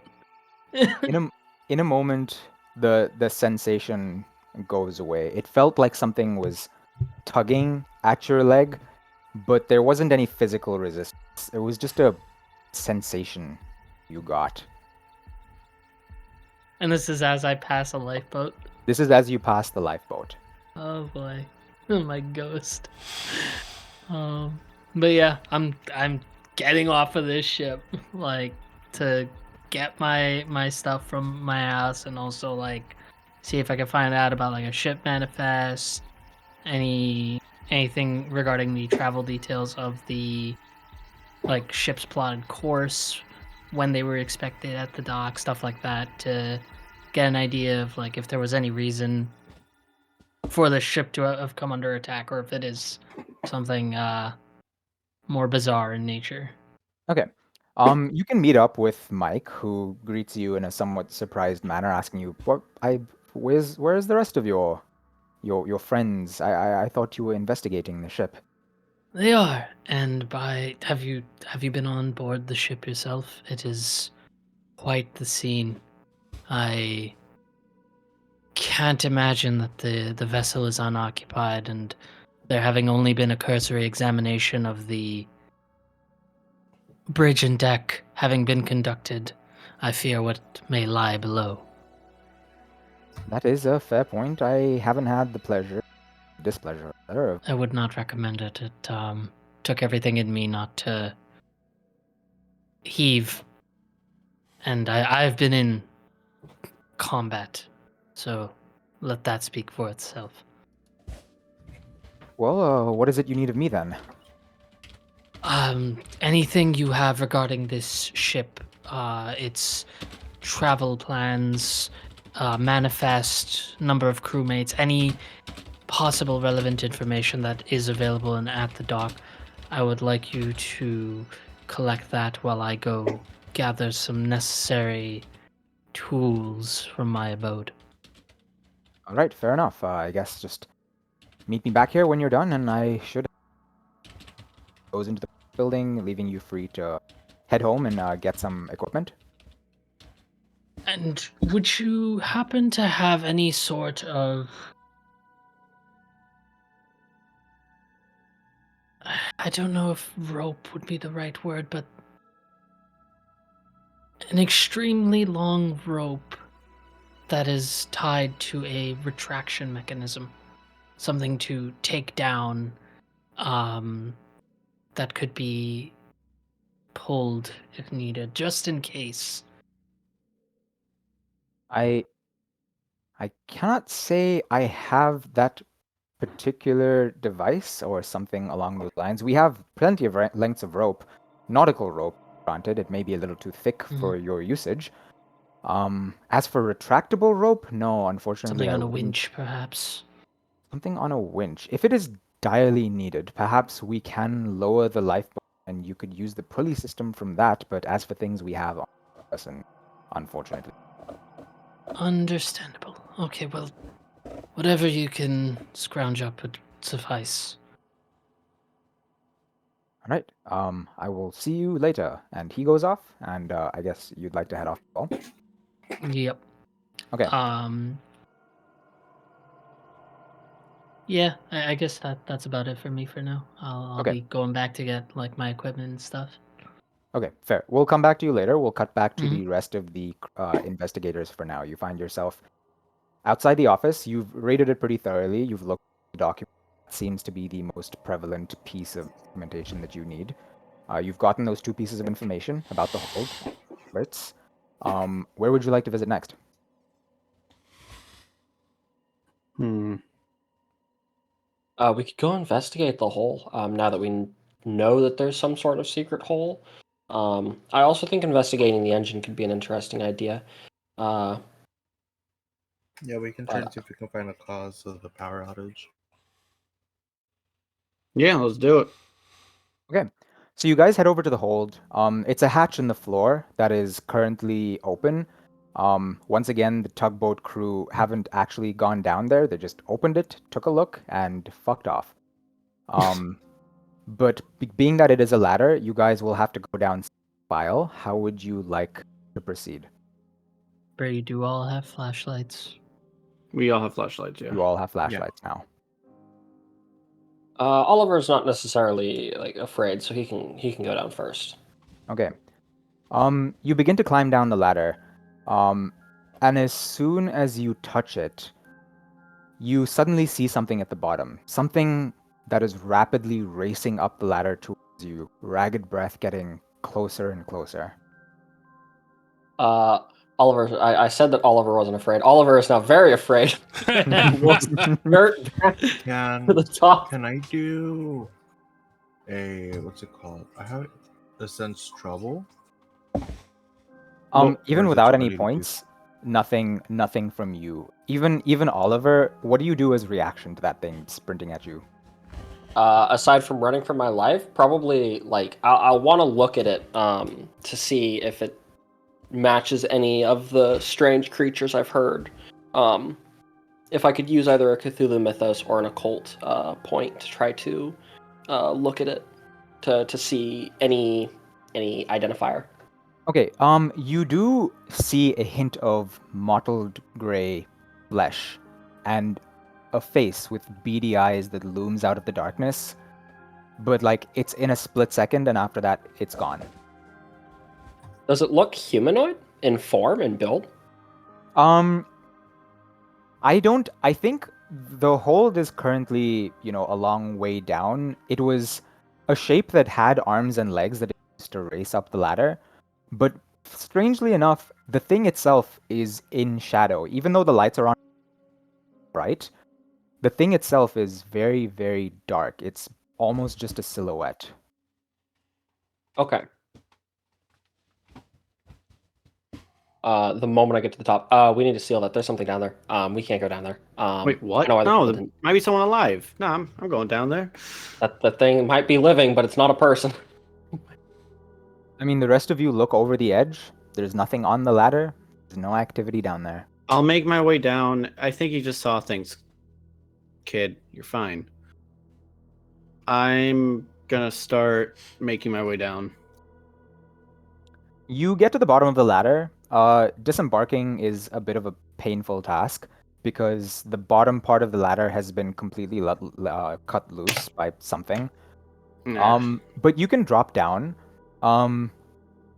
For your way up, you'll probably have to figure out something.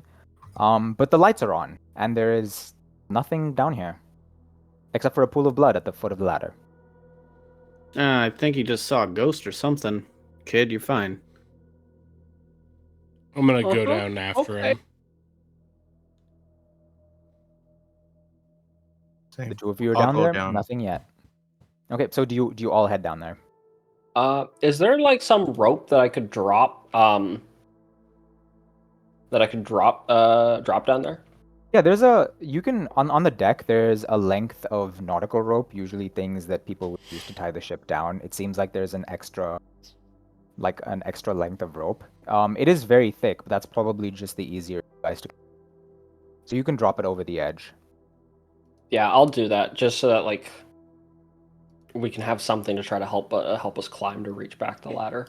Yeah, you don't need to tie it to anything because it's tied to like those big metal things that they tie the rope to at the ship. Yep. It is tied to that.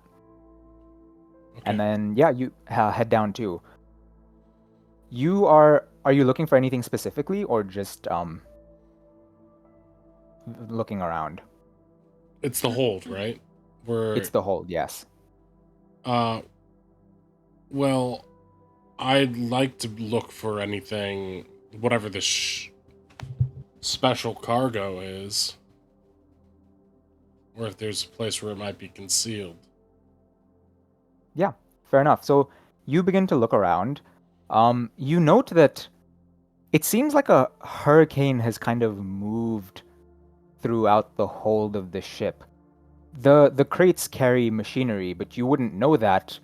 Usually, the crates have been smashed to smithereens, leaving whatever's inside strewn across the. But halfway across, the hurricane seems to have died out, as the far end of the hold, the boxes are still packed tight and sealed away. You can you can look around the walls, and because you have a specific objective you're looking for, it doesn't take you very long to find that behind an untouched pallet of boxes, you see a wheel through a gap. It's as if there's a bulkhead door behind. Alright, I'm gonna try to access it. The crates are currently in front of it. You'll probably need your friends to come over and help you move it. It is very, very heavy machinery. Alright, I'm going to ask for them to try to help me push this stuff out of the way. Yeah, I'll help. Same. Same. I'll help. Yep. So this will be a piggyback test. One person will do the athletics roll, and the rest of you who have athletics pitch in 1 point. You will all get the benefits of the roll, and the person who's doing it will make the roll. So who do you think is strongest, takes charge of this operation? I have 8 athletics. I would imagine I have Clyde. 9 athletics. 9? Oh, wow. He's a very nimble guy. Who has 9? Beat you. Me.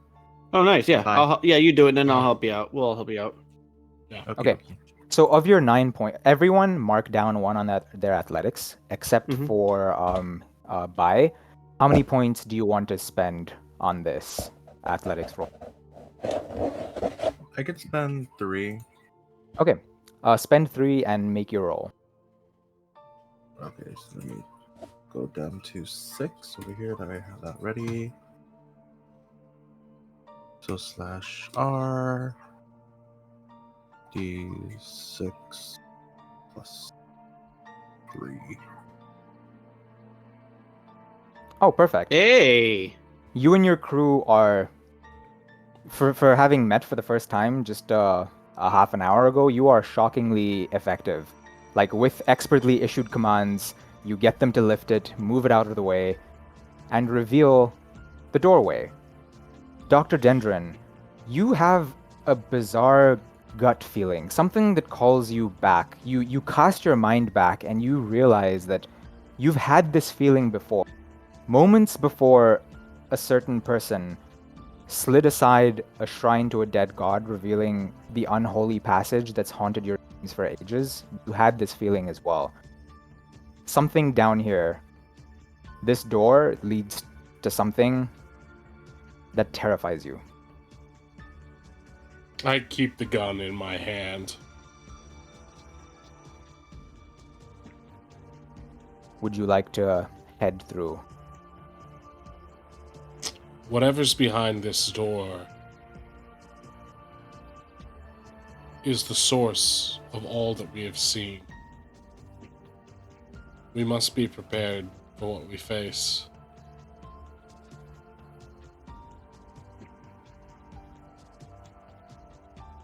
All right. I guess. You good, Doc? No. But I'm willing to proceed. I just shrug. No idea what I'm getting into. And are you guys headed in? Yes. Yes. As You well. open the door, and it seems kind of similar to the rest of the hole. There are crates of things held in here, but when you crack the door open, you swear you can hear a hiss as it opens, like there's air pressure up in there. And stepping in, it really does feel like it. The hairs on your arm stick up on end. I guess other than Richard, who isn't here, you can't really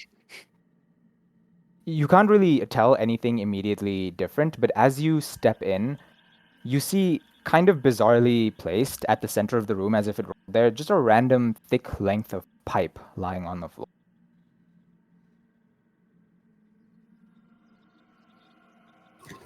Ow. Is that all? There's crates, miscellaneous crates around it, but it's kind of strangely important. Like it's just lying there, menacingly. Pipe?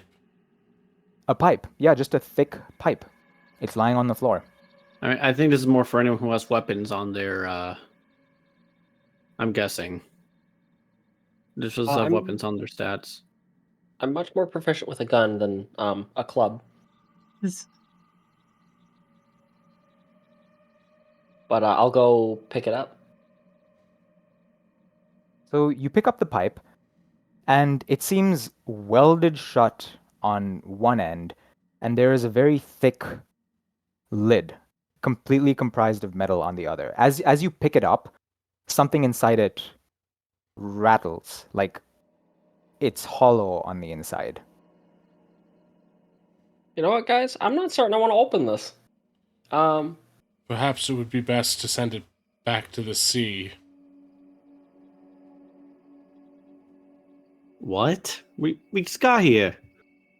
Sorry, lost the accent. We just got here. What are we gonna do? Just let it go? This is not a treasure hunt. Something called the creatures here that pulled the crew underwater. Wait, what do you mean some creatures? Have you not seen the signs? The strange substance above board? The I lack thought that was of just bodies? I thought that was just like slime from the sea. There's no natural slime. I suppose some, but the sheer amount of it. It's not just algae. All right. I believe something climbed aboard, searching for revenge, it seems. The face in the water. That's a Alright. good hunch. I was thinking it was hunting. That's why there was no bodies. But it could be searching for something rather than trying to eat. We don't know. If But- this is what it's looking for, is it actually the best idea to give it what it wants? I mean, if it gets out of everyone's hair, I don't see why not. I don't believe. If you guys want to assess honesty, he doesn't believe any of this shit you guys are saying.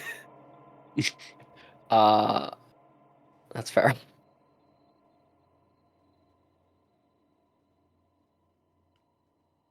I worry Um, that if it is in our possession, we may be targeted as well. So yeah, let's just throw it out then. We're here to find bodies, not here to find treasure, or not here to find their payload.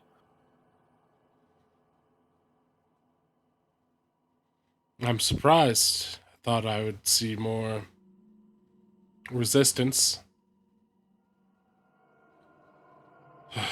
uh, um, I don't want to throw it off. It's but I was getting this like vibe, this kind of like thing pulling him towards the what is it again? A safe or a crate? Pipe. A pipe, yeah. Oh, a pipe. Oh. Still. But I was getting like something like it's like kind of entrancing him in the way like of that he wants to touch it. He wants to basically take a better look at it. I'll admit I'm curious too, but curiosity killed the cat.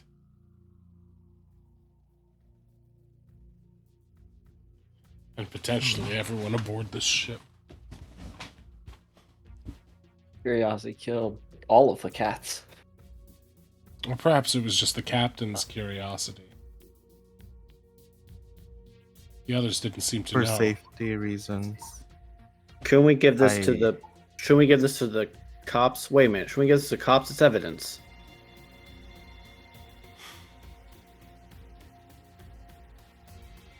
If this could be a reason, something that caused the attack for the ship. Yeah, but it's not going to come. It Okay, should. if it's okay, let's say it's sea creatures. They're not going to make their way to land, right? They climbed aboard the ship. Yes, no, but I'm not saying that what's it called? What that to throw it out into the ocean, saying we should give it. I'm agreeing that we should give it to the authorities. Should That we they open should it? keep it because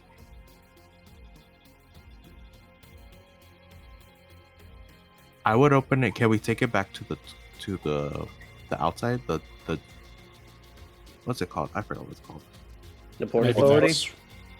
maybe that's wise. No. Like it's outside. Not like instead of opening it down here, can we just go back up and open it up there? I don't think we should even open it. It's not ours to open. I mean, I don't think it's anyone's to open anymore. Perhaps we should leave with our findings for now. Yeah. Check in with Richard. The thing I don't quite understand is why would the captain, if we're presuming that this is what what his special is, why would he pay $300, which is quite a substantial amount of money, for this? Like we don't know what it is. Above board, sorry for I don't know if I phrased it wrong, but he was paid. He's just bad at writing. He didn't pay, he was paid from someone's account. Okay, he was paid $300 to deliver it. Okay. Right. All right, that makes a lot more sense. Oh, so it was not his ambition to have whatever this is. He's just a courier. He was a courier. Yeah. Which makes me feel like your guess, doctor, was actually like spot on the money, and that whoever asked him to deliver this knew it was dangerous, which is why they asked someone else other than them to deliver it, because they knew it'd be dangerous or a risk to them, and it was proven accurate. Well, that makes me all the more worried. Consider this. You have something dangerous. Let us take this out of the realm of the unbelievable, the preternatural. Say you have a bomb, but you fear traveling with it for fear of causing damage to yourself. But you wish to deliver it elsewhere. So you hire someone, and as they're traveling, this bomb detonates, killing everyone. But perhaps a part of it is salvageable, a part of it remains intact. Maybe that part that we're holding right here, something that still has value. are we not completing the courier's job to bring it to this location? And who on this earth would want such a thing, and for what purpose? Roberts?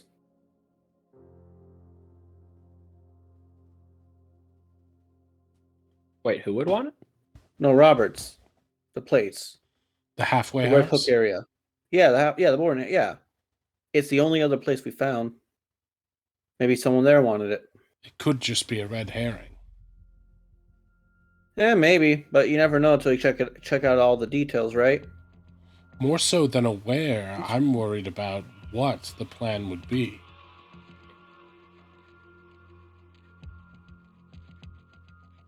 Why would you want something capable of causing such calamity? And if that's its purpose, or at least one of those purposes, if not a purpose, then a side effect is this bloodshed. Holding the town hostage, holding the city hostage, getting all your money you want. What if it wasn't known what it would do? That's pretty damn stupid then. Yes. If you didn't know, then wouldn't you travel with it yourself? Yeah, fair enough. Yeah.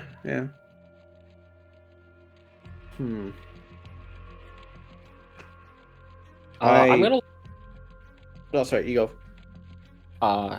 Cool. I'm going to look to see if there's anything else. You said in this room. You said that like the pipe was centerpiece. I'm gonna go look for anything else because you mentioned there were boxes. I want to like take a peek in the boxes, sneak around, see what else would be like in here to see if this is like a special hold or. Yeah. In here, the rest of the boxes seem to contain more of the machinery from outside, but these boxes have insignia stamped. Reading the thick lettering that's stamped across the side of the box, it says Marsh Refinery. Do I recognize the area? Or the place? If you give me a history spend, Hey, 1 or 2 points, depend on guess which what one I you don't want. have? What other ones do you have? I would say this is like it has to do with the case that you've heard. With the case that I've worked? Not a case you've worked, but one that you've heard of. Shit, dude. I picked all the bad ones for this. Wait, let me take a look at your sheet. I mean, maybe photography if it's something I saw a picture of, maybe. If you want to really stretch it, but if not, maybe I didn't miss the case. I'm not, Doot. Okay, I actually do have your cop talk skill is actually perfect because this comes from something your partner, not your partner, but your contact has told you about. You've asked questions about it before. The sudden isolation, the sudden quarantine of a city in Massachusetts called Innsmouth. It was a massive federal operation. Nobody knows what really happened there, but at the center of it all seemed to lie one very suspicious company, Marsh Refinery. These things have somehow made their way here from what should be a federally controlled. Can I relay this to everyone? Of course. So yeah, and then I don't know, there was some big old everyone was locked in for a while, right? And then we got the then we got the Marsh Refinery, which is where this could have been from. So back in Smith. As another note, it was quarantined and nobody ever came out. Nothing came out. No information, no people, no items. It is a big question mark. Yeah, it's a big, like, none of them. Like, Jules couldn't even figure it out. So, what? I don't know what to say. God, I'd take another cigarette and then, like, drink the last of my coffee. Ugh. So, yeah, what are you... Have you two, with your weirdo science, heard of it? So when he relays that information to you, Dr. Dendron, you know about this, but not through the news either. Back in 1925, many years ago, Oliver, you'd have been just, a teenager back then. You felt sensitive. You felt waves of some psychic energy coming off of someplace far, far, far away in the distance. You carefully pored over, like clippings and stuff after, and noticed that there was a distinct lack of information to be had other than said federal operation over. Do you know waves of something that aren't human? Something no human energy could in your minds. It induced headaches. It induced, nausea and visions. Hmm. Uh, Wait, was that to both Dendron or Harry and Oliver, or just to? It was Harry and Oliver. Oh. And strangely enough, having felt that psychic energy before, this container seems to be stifling it. But as I said with Dr. Dendron before, something is coming from that container. Something you're not too unfamiliar with. I'll personally though, I'll relay that to Clyde, or my experience with it. All right, so that there's some weird. Wait. So there's a weird energy. There is a. I- It isn't super felt by the rest of you, by and Clyde. It is just those two who seem to have already been affected. You don't know that about them. I'm just saying that they've all been affected, and so they have a particular sensitivity. All right. Yes, I don't know. there seems to be some sort of shadow encompassing this place. Like radiation. Yes, that's actually yes, like that. Well, I'm sorry gonna- for you, poor suckers. I'm gonna ask to see the pipe. I'll hand it over. I'd like for the rest of you to step behind the door. I'm going to attempt to open it. Shit, dude, you sure? I will not be able to rest without knowing. All right. I'll step back. I'm not gonna leave the room though. I'll just give some space. I'll be like a good few feet away, but I do want to see this. Like, yeah, like I'm just like, I don't believe any of this shit. So you're gonna try and open the cylinder. Yeah, I open it. So you unscrew the top and you tilt it over, and something comes sliding out of the container. This pops into your hands. Something about its eyes, they're hypnotizing. It's pulling you in, and as you stare into it, you have another vision. You're a child. Before you, the Mediterranean Sea shimmers in the hot. You're playing on a sandy beach a ways away from your medieval fishing village, and you see a little cove surrounded by jagged black rocks. A wave has just washed something up covered in seaweed and grime, but through the filth you see something glitter with. Several months have passed. The artifact has been discovered by the villagers and taken to your church. Religious mania has seized the village, and many believe the apocalypse is at hand, screaming blasphemies up at the sun while shaking their fists. The villagers have visions of strange vistas and wild oceans. Later, wild weather and high seas have cut the little village off from the rest of Spain. Many of the villagers are now insane. Bodies hang from rafters, victims of suicide or murder. Strange symbols and shapes have been carved into the stone building, and certain alleyways in the town are now in shadow, even in the noon. The fishing boats rot on the beach, yet the market stalls overflow with curiously bloated fish. You see villagers throwing strangely carved stones into the water. A priest in ornate robes and a gold holds the artifact aloft, chanting words of power to it. Underwater, shapes approach the shore, and you are immediately thrown back into your own. I put it back in the pipe. Anyone who was watching, you see the thing begin to ripple and warp as that happens. There's a moment of like that, just that, where Dr. Gendron freezes, and then it just goes back to normal, and you see him pop it back into the container. Shit. It's safe to say we found the source of this. Whatever called the creatures. It's in this stone, this artifact. So Dr. D had a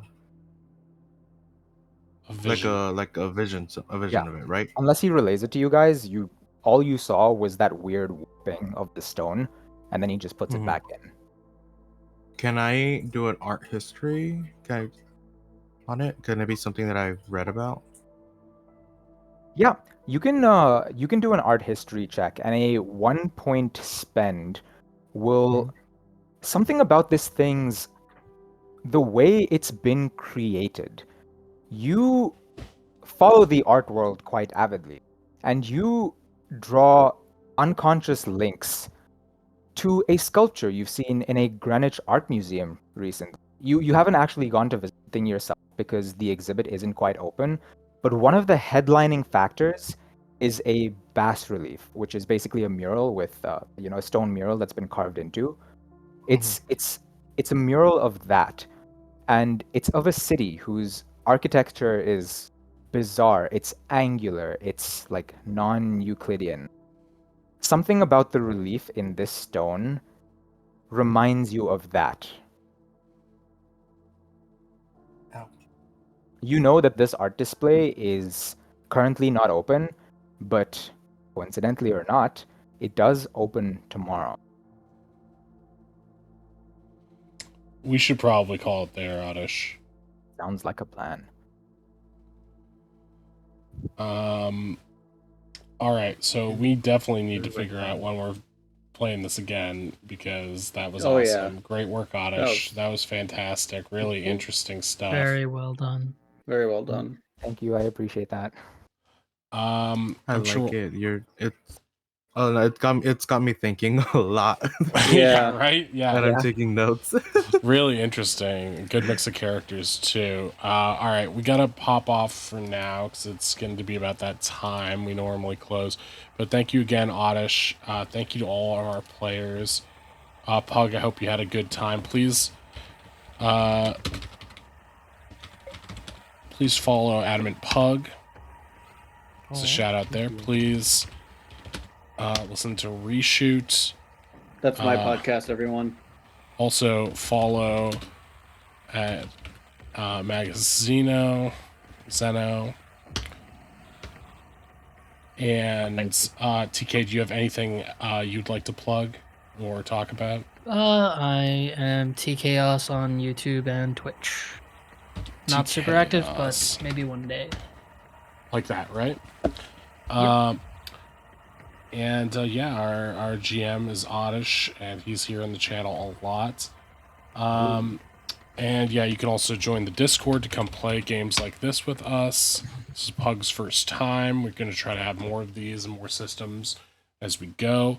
Normally, this is our Thursday D&D night, and yeah, that was great. I know we had some audio difficulties tonight. We'll try to get those figured out too for the future. But thank you all for joining us. Thank you for watching on the VOD. Thank you to Spooky Little Ash for the raid.